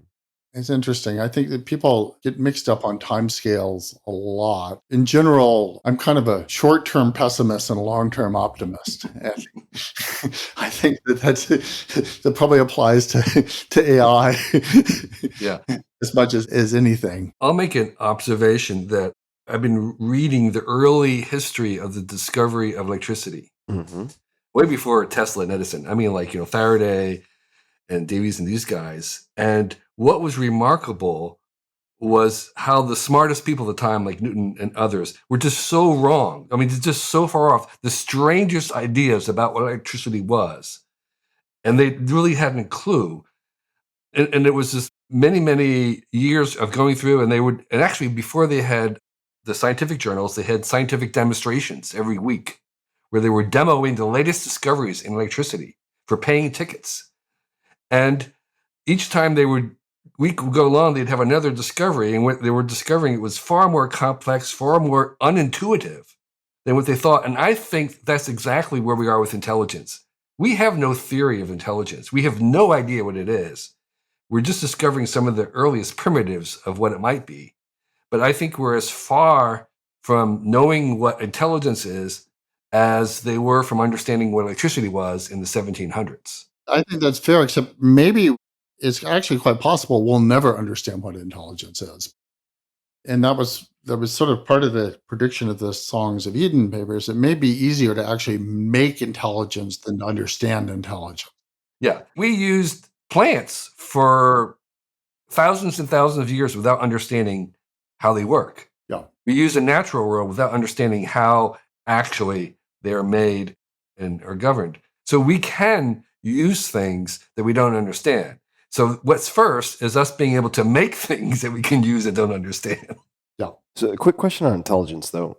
Is that a term that is it a useful term if we can't understand it, or is it just so broad a label applied to so many things that it's kind of useless and should just be replaced by thin slicing and using more precise labels or concepts? I think we're going to start to unbundle the concepts as we discover more things. I mean, my hypothesis is that we'll discover more about how our mind works through AI than 100 years of neurobiology has. And we'll come to understand that intelligence is not a single dimension. I think it's a very high dimensional space in which there's lots of different primitives or elements. And part of what we're doing right now is we'll begin to discover some of those elements, and that intelligence is basically compounds. We have a compounded intelligence that's made up of lots of different kinds of cognition and stuff. And so I think we're on that path to not replace it as much as to unbundle it. Danny, what are your thoughts? I would absolutely agree with what Kevin said, but I'd take it one step further, which is even if we unbundled human intelligence and did all of those things, there's still more to intelligence than that. There's other kinds of intelligence that we can't even imagine. And actually, those are the ones I'm most interested in. I said I always like hanging out with people who are much smarter than I am. I would love hanging out with machines that are much smarter than people, but smart in different ways. Or playing Million Color Connect 4 with a mantis shrimp. Yeah, exactly. The way I say is that the space of all possible minds is huge, and that human intelligence, we're going to find out, is on the edge, like we're at the edge of the galaxy. We're not at the center. We're going to be an edge species of intelligence in the map of all possible minds. And the reason why we want AI is to arrive at these other places in the high dimensional space of thinking that we can't even imagine. That's the main thing. It's not to replace human thinking. That's boring. 9 months, we can have another human mind. But you want to have other kinds of thinking. That's the whole point. Yeah. This is related to the transition thing, but I think humans as we know them today are kind of halfway between monkeys and what we're going to become. Mm-hmm. And we've still got a lot of monkey in us. We're not the far right in that diagram of the monkeys stepping up. No. We're in this transitional phase. Yeah. We still got a lot of monkey in us. Yeah. And I'm really excited by that thing that we're going to become. So, Danny, I have a question for you related to the short-term pessimist, long-term optimist. So I'm sad to report that there are lots of people my vintage, younger, I'm 47, so close to my age or even quite a bit younger, mid-30s, who are on the fence with respect to having kids or have decided not to have kids because they look at climate change, they look at what they might fairly consider some of the unpredictability around AI and the fear around Skynet. Mm-hmm. And we could go down this list of concerns they have that they cite as compelling evidence that they do not want to bring a life into this world because the future to them looks so bleak. How do you think about the long-term future? I mean, there is a value in optimism. There's like a utilitarian function to optimism. Yeah. But if we're able to put that aside, and maybe we can't, like, how do you think about 100 years from now, 200 years from now? So I understand that, but I also understand that, like, when I was a kid, we were like taught to hide under our desk for when the atomic bomb was going to get dropped. Right. And thinking even as a kid, like, this isn't going to work. I knew people who died of smallpox. Right. That disease doesn't exist anymore. When I was a kid, most other kids were hungry and were malnourished, were likely to die of childhood diseases. That's not true anymore. Mm-hmm. So when I was a kid, I had friends I now understand were gay friends, and I only understood later and understood what they were going through, but they couldn't say that to anybody. Mm-hmm. So there were so many things to be frightened about, and yet there were so many ways in which the world just got so much better. Mm-hmm. And even in my lifetime, it did. And it's true that we created a lot of problems in that process, but we've always created a lot of problems. Sure. So I guess if I just look at the sweep of history, there isn't any time when you'd say, I would do better going back 100 years, or at least not in history. You would not want to be alive 100 years ago compared to being alive now. Especially if you're going to be born in a random place and sex. Yeah. I wouldn't want to be a king 100 years ago. Much better to be a peasant today than to be a king a couple of centuries ago in terms of your health, your food that you ate, how you spend your time, so on. So your comfort, everything. So I think that there is a general trend. It is possible that some catastrophic setback that could happen, but even if that happens, I kind of believe that humans are adaptable enough, or nature is adaptable enough that it'll pick up and start up again. I suppose there's a scenario where it's without humans and something else, but certainly optimistic. The Earth is going to be fine. Yeah, sure. And I actually do believe that there are people that are going to see that 10,000 year clock decide what to do with it when it comes to the end of its 10,000 years. Mhm. But it won't be steady progress. It never has been. And so there's a bunch of things to worry about. I see why people are worried, but the bigger the picture you look at, the more you realize you do. I guess progress isn't a steady upwards thing. It's kind of 2 steps forward, 1 step back. Mhm. So let me ask you just a question about rank ordering sort of existential concerns, because I Mhm.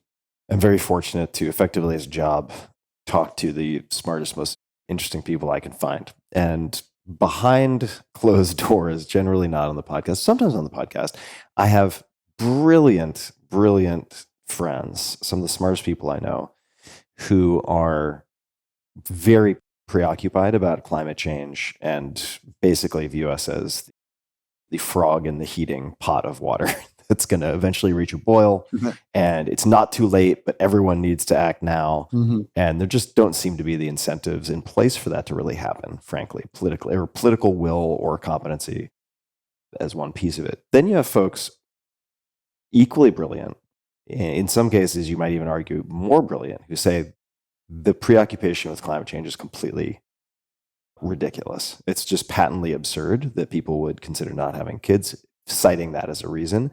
And these are not people who are coming at it from a political perspective. They're just saying, if we actually look at trying to weigh the severity of certain risks, this isn't even top 5.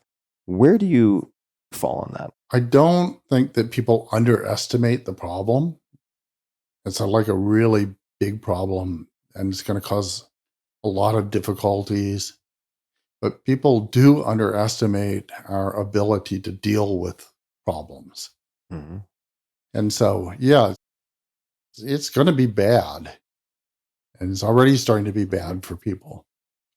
But people have dealt with a lot of bad stuff and come out of it better and come out of it as improvement. So I don't minimize the difficulties of climate change and the challenges, and it's going to be a mess. But I also know that there's a lot of super smart people that are working on all kinds of things that are going to help with it in ways that are hard to imagine. Mhm. And some of those are likely to work. It's kind of easier to imagine catastrophes than it is to imagine magic solutions.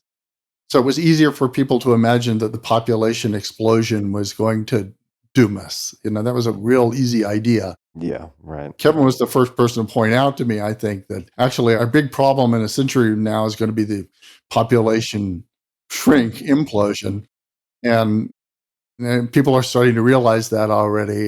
Yeah. But that was much harder it was just hard for people to see. So we're kind of hardwired to pay attention to danger.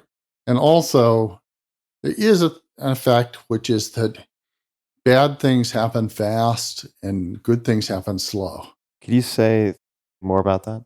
Yeah, if you read the newspaper, The bad things that happen closest to you or furthest away today. yeah, it's full of bad things. Plane crash, the war started, and there was no newspaper headline that said, gee, the majority of the kids aren't hungry anymore. You know? Yeah. Because that happened very slowly and it's continuing to happen. And so I think that the world has actually been getting steadily better, but there was almost no headlines about the things that did that. Mhm. They weren't the attention getters. But also, some of the better things are things that didn't happen.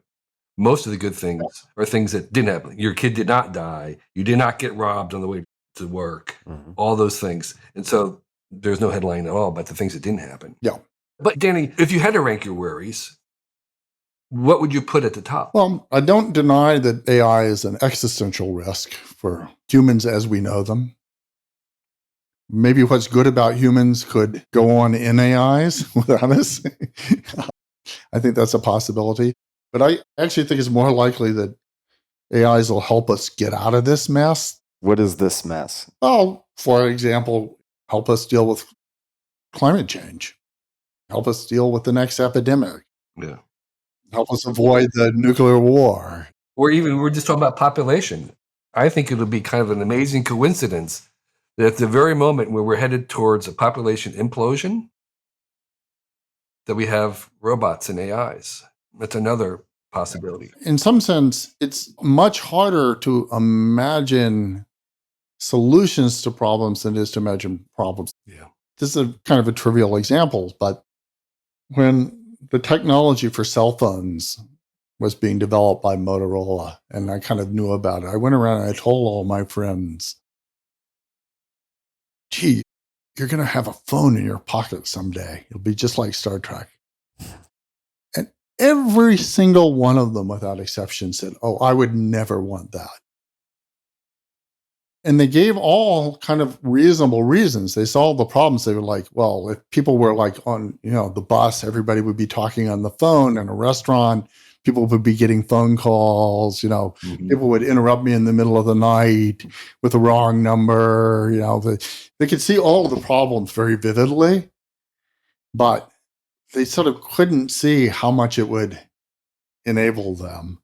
Yeah. And so they all predicted that they wouldn't want it. And there was also another part of that I was involved with. We were bringing the internet to everybody, and there was the common response, almost invariably, every time I talked about it, was people were worried about the haves and the have-nots. What about all the people who don't have this technology? What are you doing about that?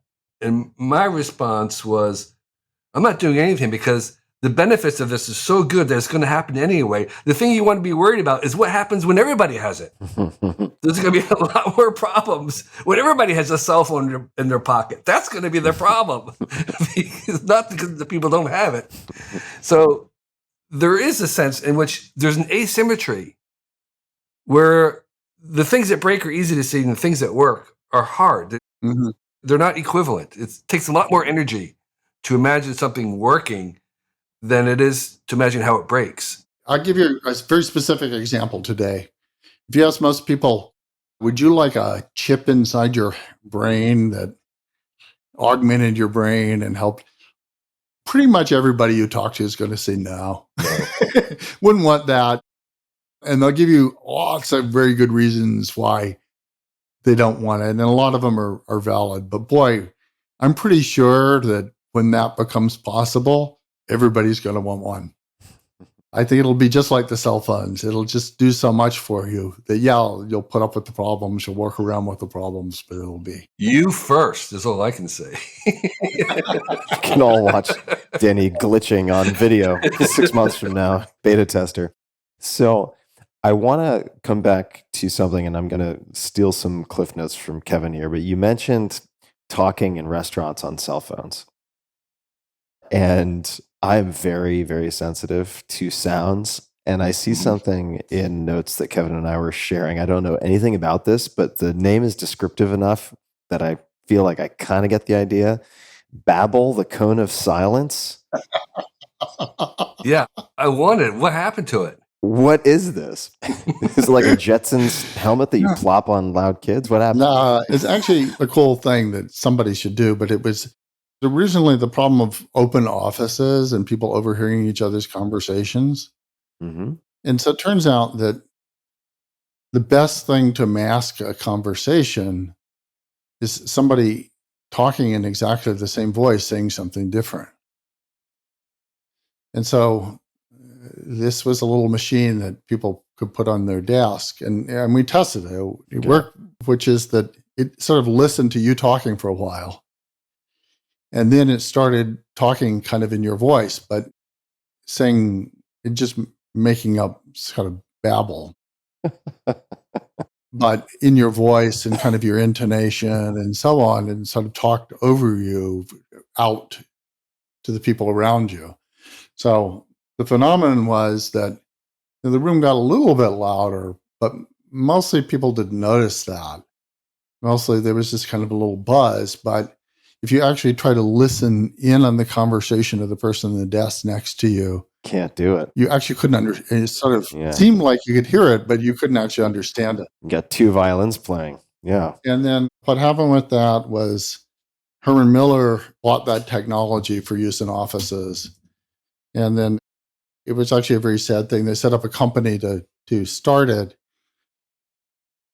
Much to my surprise, the restaurants got very interested in it, which sort of bugs me because I hate all of the noise in restaurants. But and things like healthcare line, the line at the pharmacy was interested in and so on. But it was very sad because the CEO had a heart attack and nobody had the heart to keep going. So we'll never know if the technology would have worked. Kevin, what would you like to see Danny work on? If Danny was like, I'm out of my idea bag is empty. He showed up and he said, Boss Kelly reporting for duty. What do you want me to do? Yeah, another way to think about that is Danny is the inventor and he has a company that invents things. What would I like Danny to invent? Exactly. If I had to make a commission, I had $1 billion. Oh my gosh. Robot beard trimmer. No. Yeah, exactly. Something would meet all his criteria. Well, no, just for you. This doesn't have to meet his criteria. No, but I mean something he would accept. So, well, he's got no ideas in this hypothetical situation. So beggars can't be choosers. How about you, Tim? What would you like? You have an idea, right? Well, it's very front of mind for me. No pun intended in this case, but I have neurodegenerative disease on both sides of my family. Alzheimer's, Parkinson's, and more. It's quite the collection. And I've been interested and followed neuroscience. I was originally a neuroscience major way, way back in the day. And would love for you to take your blank canvas, no question is dumb, and apply it to neurodegenerative diseases. That's one that immediately leaps to mind. Yeah, I know how to go about that. All right. Somebody should do it, which is it's the same thing with cancer, with the cancer thing. What we really need is we need a way to read out the proteins in your body dynamically, like we can read out your genes. Mm-hmm. And if we could really monitor that and read it out, you could find the processes that create disease before disease happens. Mm-hmm. Right. So right now, when we treat disease, the cat's out of the bag. Yeah. Your body does a great job of compensating for everything for a long time until it just can't handle it. But things have already gone a long way before you show any symptom. Right. That's why so many Alzheimer's interventions fail. It's just too late stage. Yeah. Your body is great at masking things going wrong. Yeah. If you could look at the proteins in the body, then you could see things are starting to go wrong before you're showing any symptoms, and you could see what was going wrong.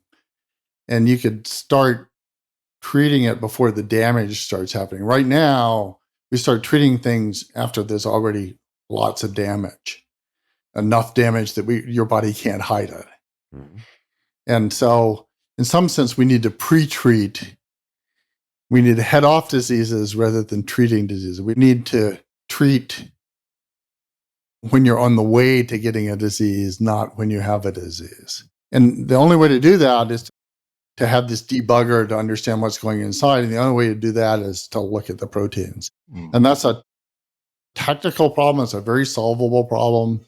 We got a long way to solving it, actually. And unfortunately, it was kind of all screwed up by the Theranos thing, which sort of gave a bad name to all that field and made it impossible to fund. So that was sort of the tragedy of that, is that sort of one fraudulent thing kind of gave a whole field a bad name. But it will come back, and it may come back soon enough to actually help you and members of your family. And there are people that are doing that. So look for people who are doing that. I'd love to meet people who are doing that. Mm-hmm. I think that's the path. And procedurally, in terms of looking at the proteins, would that take the form of, and I'm grasping for straws here, but something like a Grail test currently? So for cancer screening, looking at DNA fragments. The first version of it would be a blood test that you'd probably take, might be a finger prick that you would do regularly and just monitor it. Mm-hmm. But right now, it's just, again, we have so few, because of the way the medical system is set up. We have lots of blood samples, but we don't have the blood samples very well correlated with the medical records. And sure. and so on. So it needs some big sort of population studies where you get a lot of regular blood samples, that you get good proteomic inventories, which is a technology that is not quite there yet because there's no commercial opportunity for it yet, or limited commercial opportunities for it yet. But as soon as you start doing that and you start correlating what's happening with people with what was happening with their proteins before they got sick, as soon as you get that database, then I think we'll be able to head off a lot of diseases before they happen. Systemic diseases, not infectious diseases. You need the data set.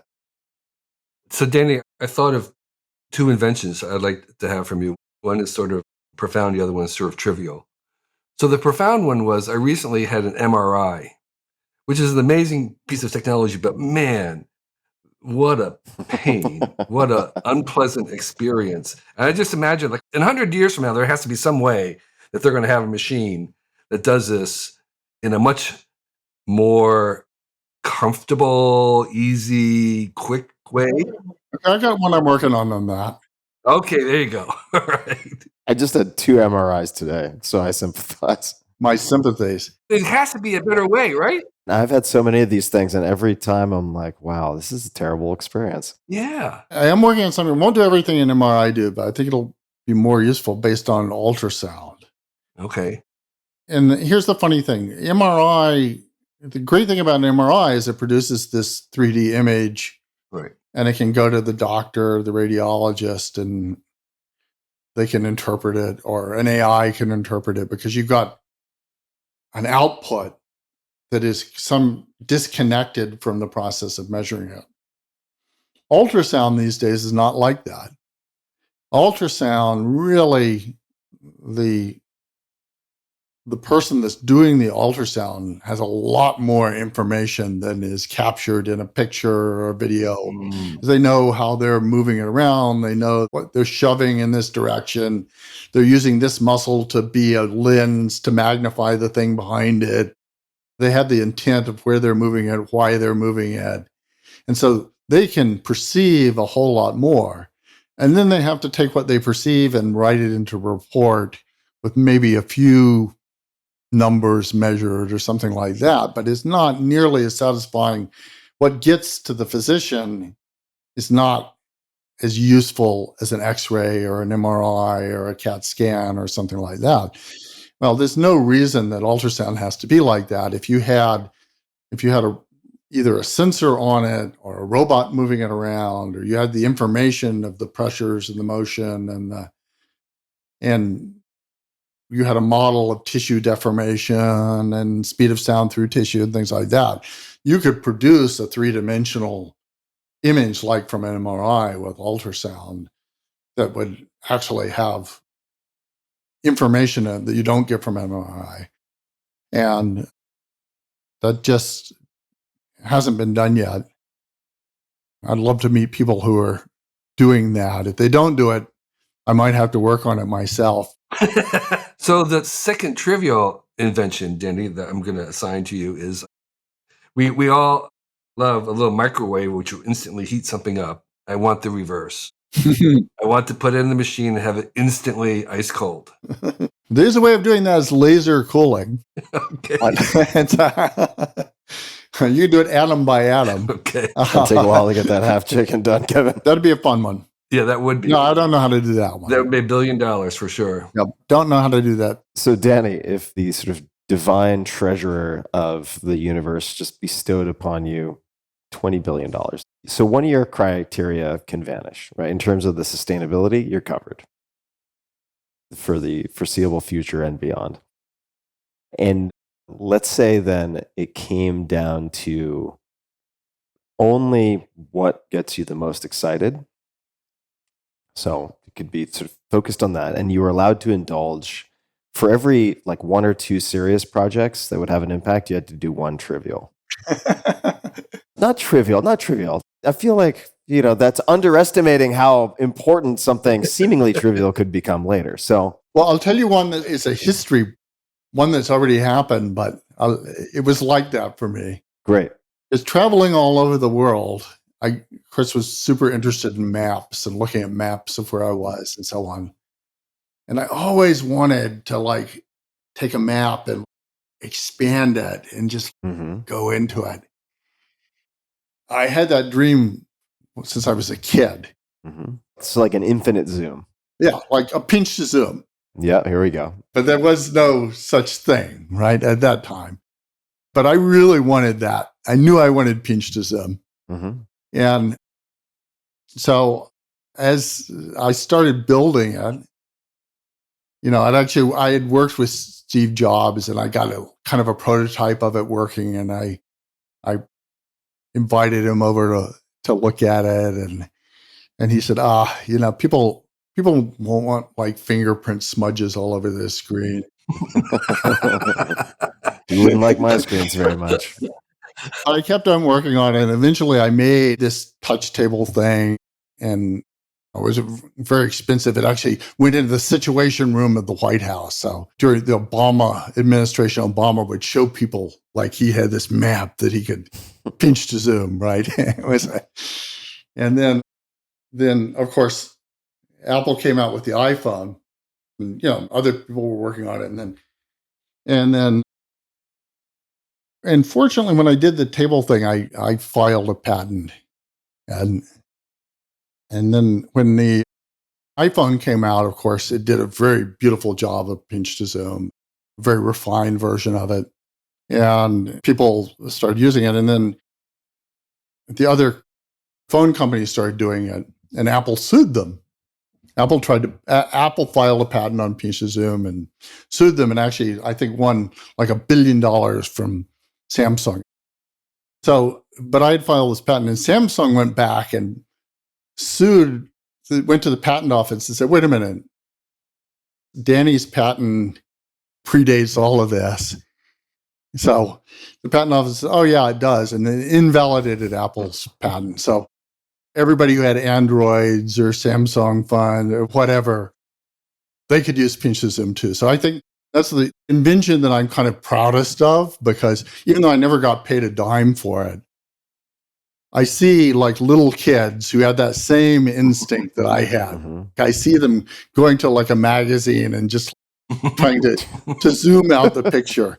And I know that like nobody will ever remember that as ever having been invented. Yeah. Because it's like kids are born with it. It's become so much of a part. So when you innately want something like that and you know you want it. Right. So Danny, how about some practical advice for people who are listening who may be inventor types about patents? Because I know you have a complicated relationship with patents. Here's the case where patents may have done some good. I know other times you're not so sure about the worth of patents.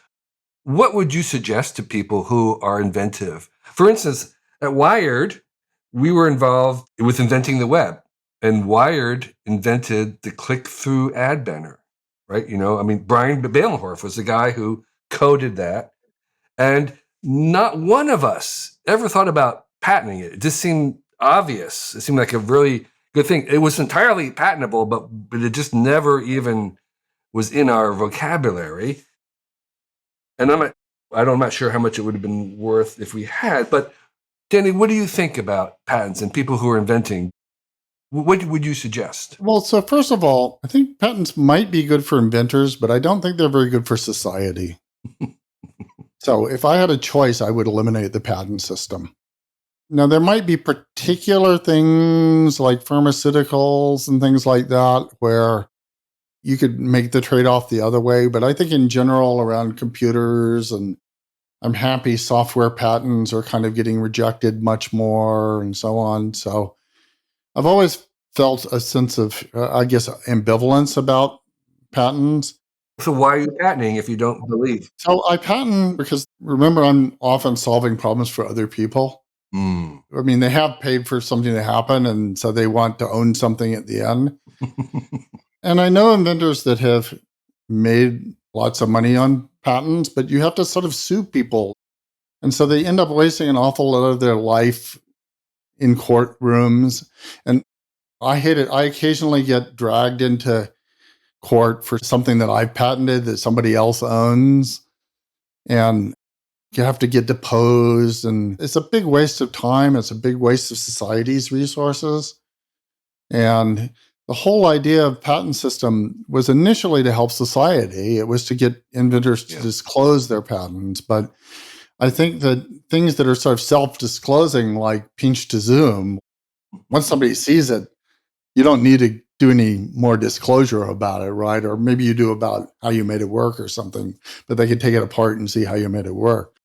So I would say that ought to definitely narrow down the things that we allow to patent. And I think that to inventors, I typically say maybe file patents is trading fodder in this ridiculous game that's going to happen. But don't go off and sue people for violating your patent. And yeah, you might get rich that way, but it's not worth your time. It's not the way to spend your life. Are there any inventors, could be past or present, who really inspire you? If a intrepid inventor looked at you and they said, Danny, who are some people I should pay attention to or study in the world of inventing, broadly speaking? Anybody stand out to you? So the ones that I admire the most, and some of them have been my mentors, are people like Claude Shannon, who kind of look at something really complicated and messy and get a take on it that makes it simple and understandable in a way that gives everybody else power to do something with it. Who is Claude? Claude Shannon invented the bit. Actually, another one of my mentors named the bit, but he invented it. So he invented information theory. So he invented a way of measuring information and encoding information. He worked for Bell Telephone, and they were interested in what was the theoretical limit to the amount of information you could put down a wire. Even before that, like his master's thesis was the application of Boolean logic to switching circuits. He just had this way of thinking about things that was so powerful that it gave everybody else a way of thinking about things and everybody else a way of solving problems that we just take for granted when we measure things in megabytes and right. stuff like that. Somebody I lived to know, somebody that was on my thesis committee invented the bit, right? If it's or discovered it or whatever. But those are the kind of people that I imagine that I admire the most, because they give everybody else the power to imagine new things and do new things. Mm-hmm. Newton did that in physics. Feynman did that in physics with Feynman diagrams. So those are the real wows of history. So speaking of people that you admire, I have a favorite question. What is a heresy that you have? And I define the heresy as something that you believe that the people that you most admire don't believe. This is a little strange one. You're not going to like it. Well, because that's the whole point. I don't believe in cause and effect. Oh, wow. Oh, wow. Okay. Explain what that is for people who don't know. Okay, so we look at an equation like F equals ma, and we say, oh, force causes masses to accelerate when you push on it. Okay? That seems to be what F equal ma says, just going back to Newton. Mm-hmm. But I think that's just a story. I think that we like to tell stories in which there are agents that cause change because we're social creatures and we like to sort of personify nature. Mm-hmm. But I could rewrite F equal ma to be A equals F over m and say mass is caused by force acting on acceleration, and that creates mass. Just as easily as I could say that the force causes the acceleration, right? It's just a way we tell the story. And some stories are intuitive to us and sort of make sense and fit with our intuitions, and some stories don't. And so when we can tell a story about something that's kind of explanatory and helps us guess at what's going to happen next or things like that, it's a useful story, then we believe it's true in some fundamental sense. And so it's the way our brain works. We're wired to look for causes and effects. And that's like why we're kind of wired to believe in God, because if you have a chain of causes and effects, then there sort of has to be a first cause at the beginning, causing all the rest of it.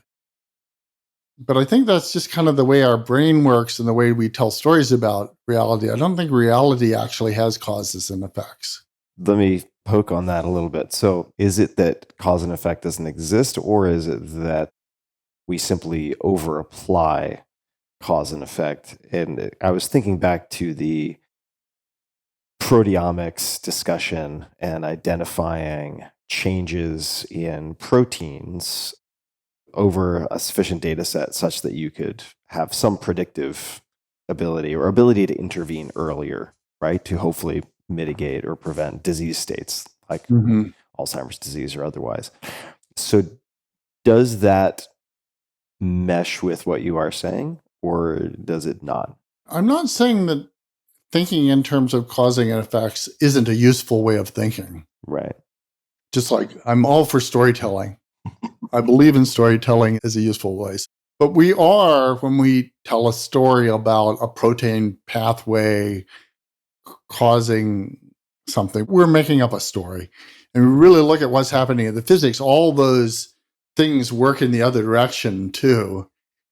And the story isn't really what the physics is doing. It's a sort of simplified thread of things that we can understand in what's doing. So it is useful to kind of abstract out these threads that we can tell stories about, because that gives us a handle on it and helps us manipulate it. So I'm not saying that's not a helpful trick of thinking, but it's a trick. It's not really how the universe works, and we shouldn't fool ourselves into that, and we shouldn't get too enamored by it. In fact, maybe when we get new kinds of AI, maybe they'll be able to think without using that trick. Right now, we can pretty much only think using that trick. Got it. Yeah. That's what digital is. Okay. So computers are all about kind of playing out this fantasy of cause and effect. So by forcing everything to either be a 0 or 1 and nothing in between, and making everything digital, we can kind of make things that almost work perfectly, as if this and this caused that to happen. And so in some sense, the computer is the ultimate fantasy of putting together causes and effects, and piling causes and effects and engineering them into long chains that we write with programs and control them.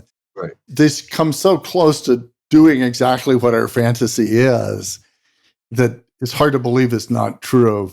But this is way outside of my areas of expertise, so who knows if I'm painting us into a corner here. But how does quantum computing affect that presentation of computing and the forcing into one binary option or another? That's exactly the right question to ask. If you really look at true quantum computers, it's much harder to sort of explain it in terms of causes and effects like we do as a digital computer.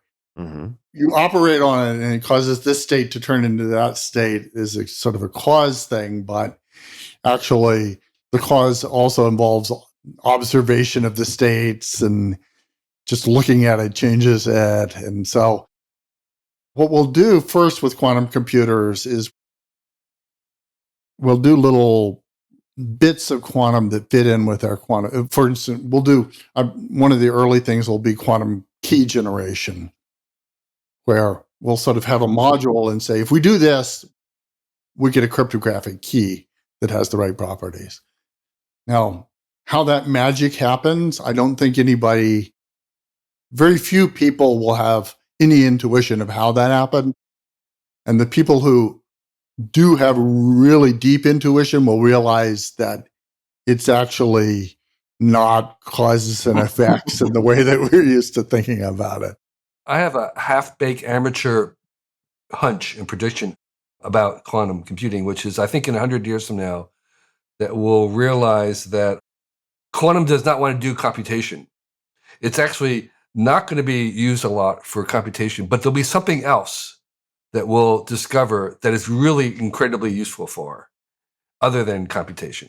Because I think computation does want to be much more cause and effect. Sometime in the 90s, I wrote a little book about how computers work. Patterns in the stone. Pattern in the sun, that's right. A high school student that was interested in computers couldn't understand. Now, it turns out mostly who likes reading the book are people who already understand everything in the book, but they like seeing it all explained. But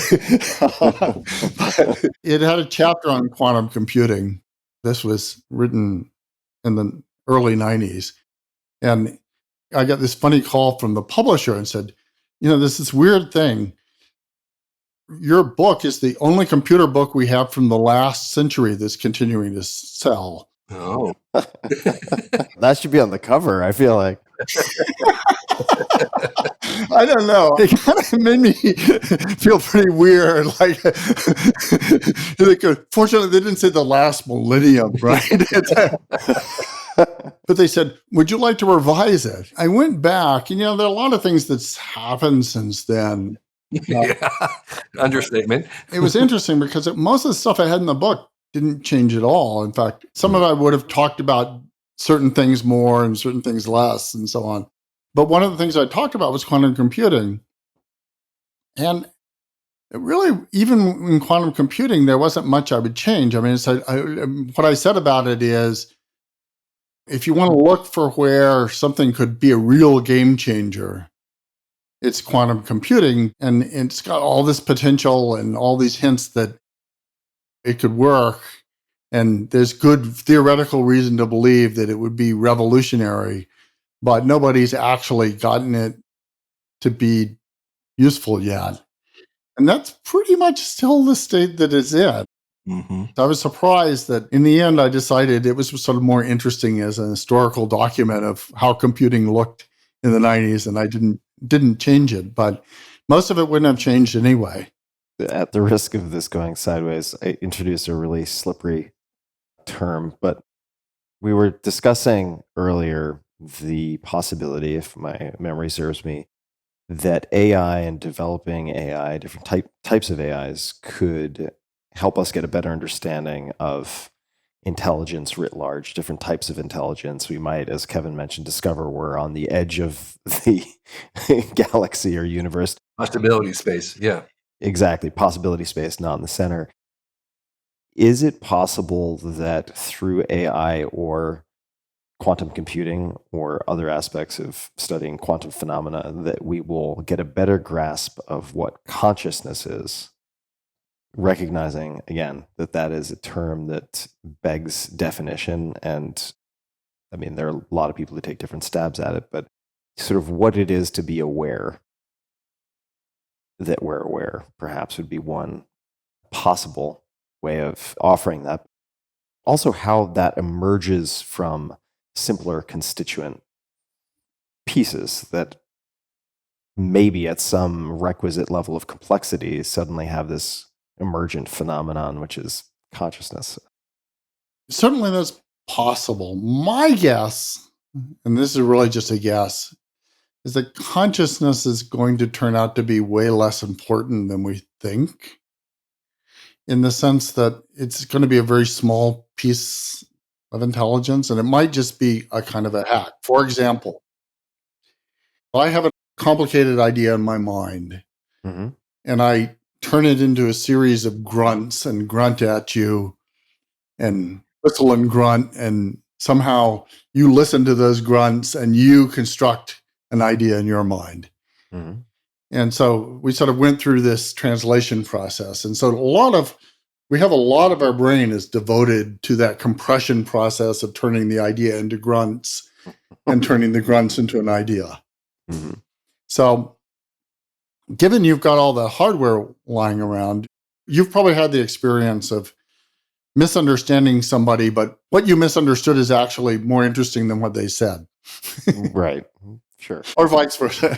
Your brain took the thing that they said and expanded into a sensible idea. Mm-hmm. And maybe it was more sensible than the one that they had in the first place. Mm-hmm.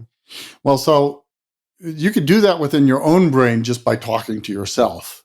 Right. Probably, given you got all this hardware lying around for compressing and decompressing ideas.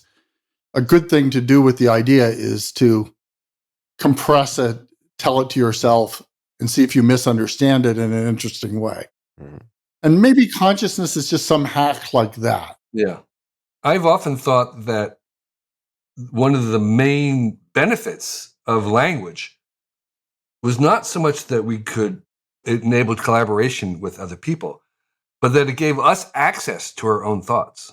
You can imagine trying to think without language. It's just like, it almost doesn't seem possible. So language, I think, was a dual purpose invention that mostly gave us the power of accessing our own, communicating with ourselves, basically. Yeah.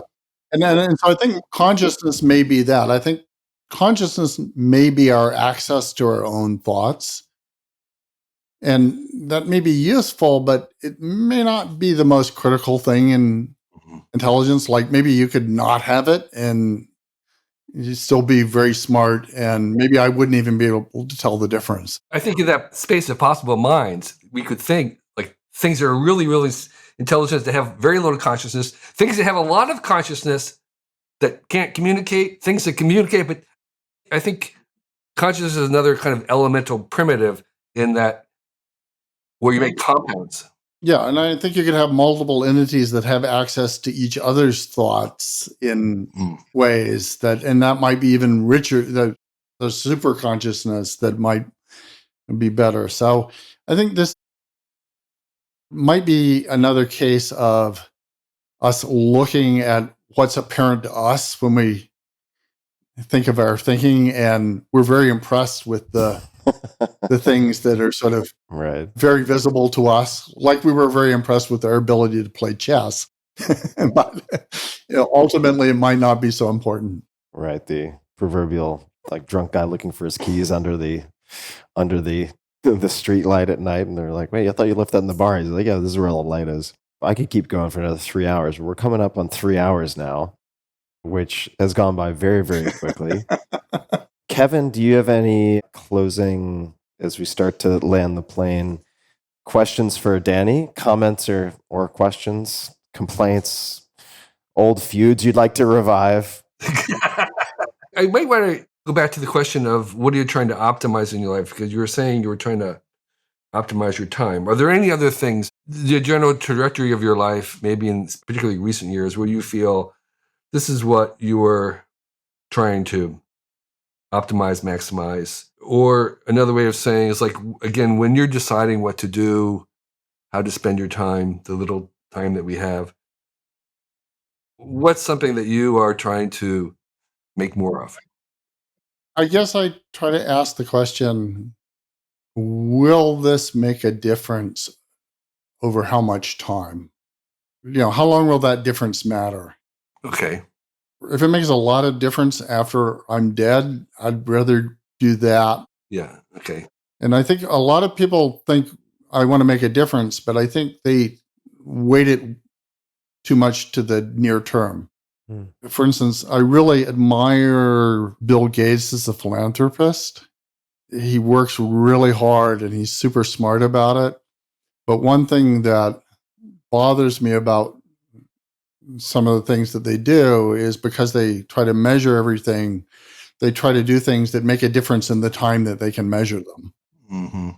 And I think that is maybe not the right metric to be optimizing, because it doesn't allow for the long tail of time of impact of things. It's like when Claude Shannon condensed the bit, that's just, the differences that makes are just becoming apparent now after he's dead.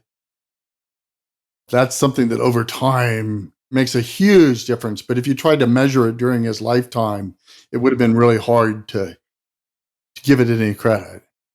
The long tail of impact. All right, I'll pick from my grab bag of favorite questions. One of them is pretty simple. It's a metaphor, but if you could put anything on a giant billboard to get a message, an image, question, anything to many, many people, hundreds of millions, billions of people, it's just assume they understand the language. Could be a quote from someone else, could be a motto that you, or philosophy that you live by, could be anything at all. What might you put on that billboard? Could be an ad for your company. No ads. That's the one rule. In a sense, I think I've answered that, because I think the most successful example of that was Stewart Brand having a picture of the whole Earth. I think he realized that when people saw that picture of the whole Earth like floating in space, they would think about everything differently, and they did. Mm-hmm. And so, to me, there's no picture like that of the future. There's nothing, you can't conjure up an image. You can conjure up the image of the past, of maybe the pyramids or something like that. But there is no iconic image of like the future. Mm-hmm. If you could imagine something to put on a billboard that sort of made people see the future and believe that there was that future, mm-hmm. That's what I'd do. And the clock, the 10,000-year clock, is the best approximation I can do to that. But I think that that's what the world needs. I think it needs that picture that puts the context of everything today in the context of the development of humanity over tens of thousands of years. And I think that would make it a much more optimistic picture for everybody. And let me just add, because I don't think we have, this clock is real. It exists right now. It's inside a mountain in West Texas. It's inside a vertical tunnel with a spiral staircase carved into the rock, and it's hanging almost 500 feet. It's a mammoth, monumental clock that is going to tick for 10,000 years. And my impression of having visited it is that it feels like the clock has always been inside the mountain. It feels ancient. Yeah, the scale, the scope, the ambition, the tooling required, like the site identification, everything is pretty beyond belief. And I know we haven't spent a lot of time on it. I will link to a few things for people who are listening also. Wasn't sure how much you could say about certain aspects of it. So we spent a lot of time on other things. But Danny, is there anything else that you would like to say about the 10,000-year clock? No, actually, I think it's good that we spent time on other things. I think it will speak for itself. Mm-hmm.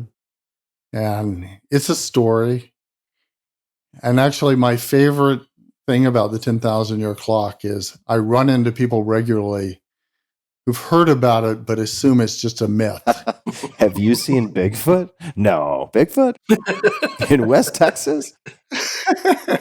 Yeah, well, you get all kinds of versions of it. It's in Nevada. Ran into somebody who said it was in China. That to me is very satisfying, because stories are actually what really lasts. And really, your question about the billboard is like that. Of, what's an idea you want to put in people's head that sort of stays there? An idea has a lot more sticking power than any physical thing you could build. Yeah. And so I love it that it has sort of become a story with a life of its own. Yeah. And that to me is as exciting as the fact that there's this giant thing sitting in a shaft in the mountain. Yeah, makes me think of Indiana Jones and the Last Crusade. And I can imagine the tagline, see you in 10,000 years. If anybody believed it. Well, that's part of selling the story, right? Yeah. And Danny, people can find Applied Invention at appliedyinvention.com. Is that the best website? Is there anything else? But there's nothing there. It'll just say apply. It'll have our address and zip code. But. All right.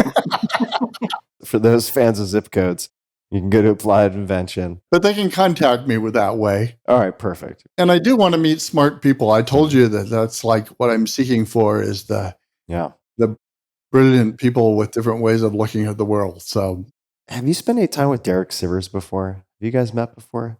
Derek Sivers. Do you know this name? No. All right. Well, Kevin and I both know Derek. I feel like you guys would make for a fun meeting. Okay. Danny, Kevin, thank you for taking the time. This has been absolutely fantastic. I have tons and tons of notes. We didn't even get to the giant robot dinosaurs another time. And for people listening, you will be able to find links to everything that we've discussed at the show notes on tim.blog/podcast as per usual. And until next time, as always, be just a bit kinder than is necessary, not only to others, but to yourself. And thanks for tuning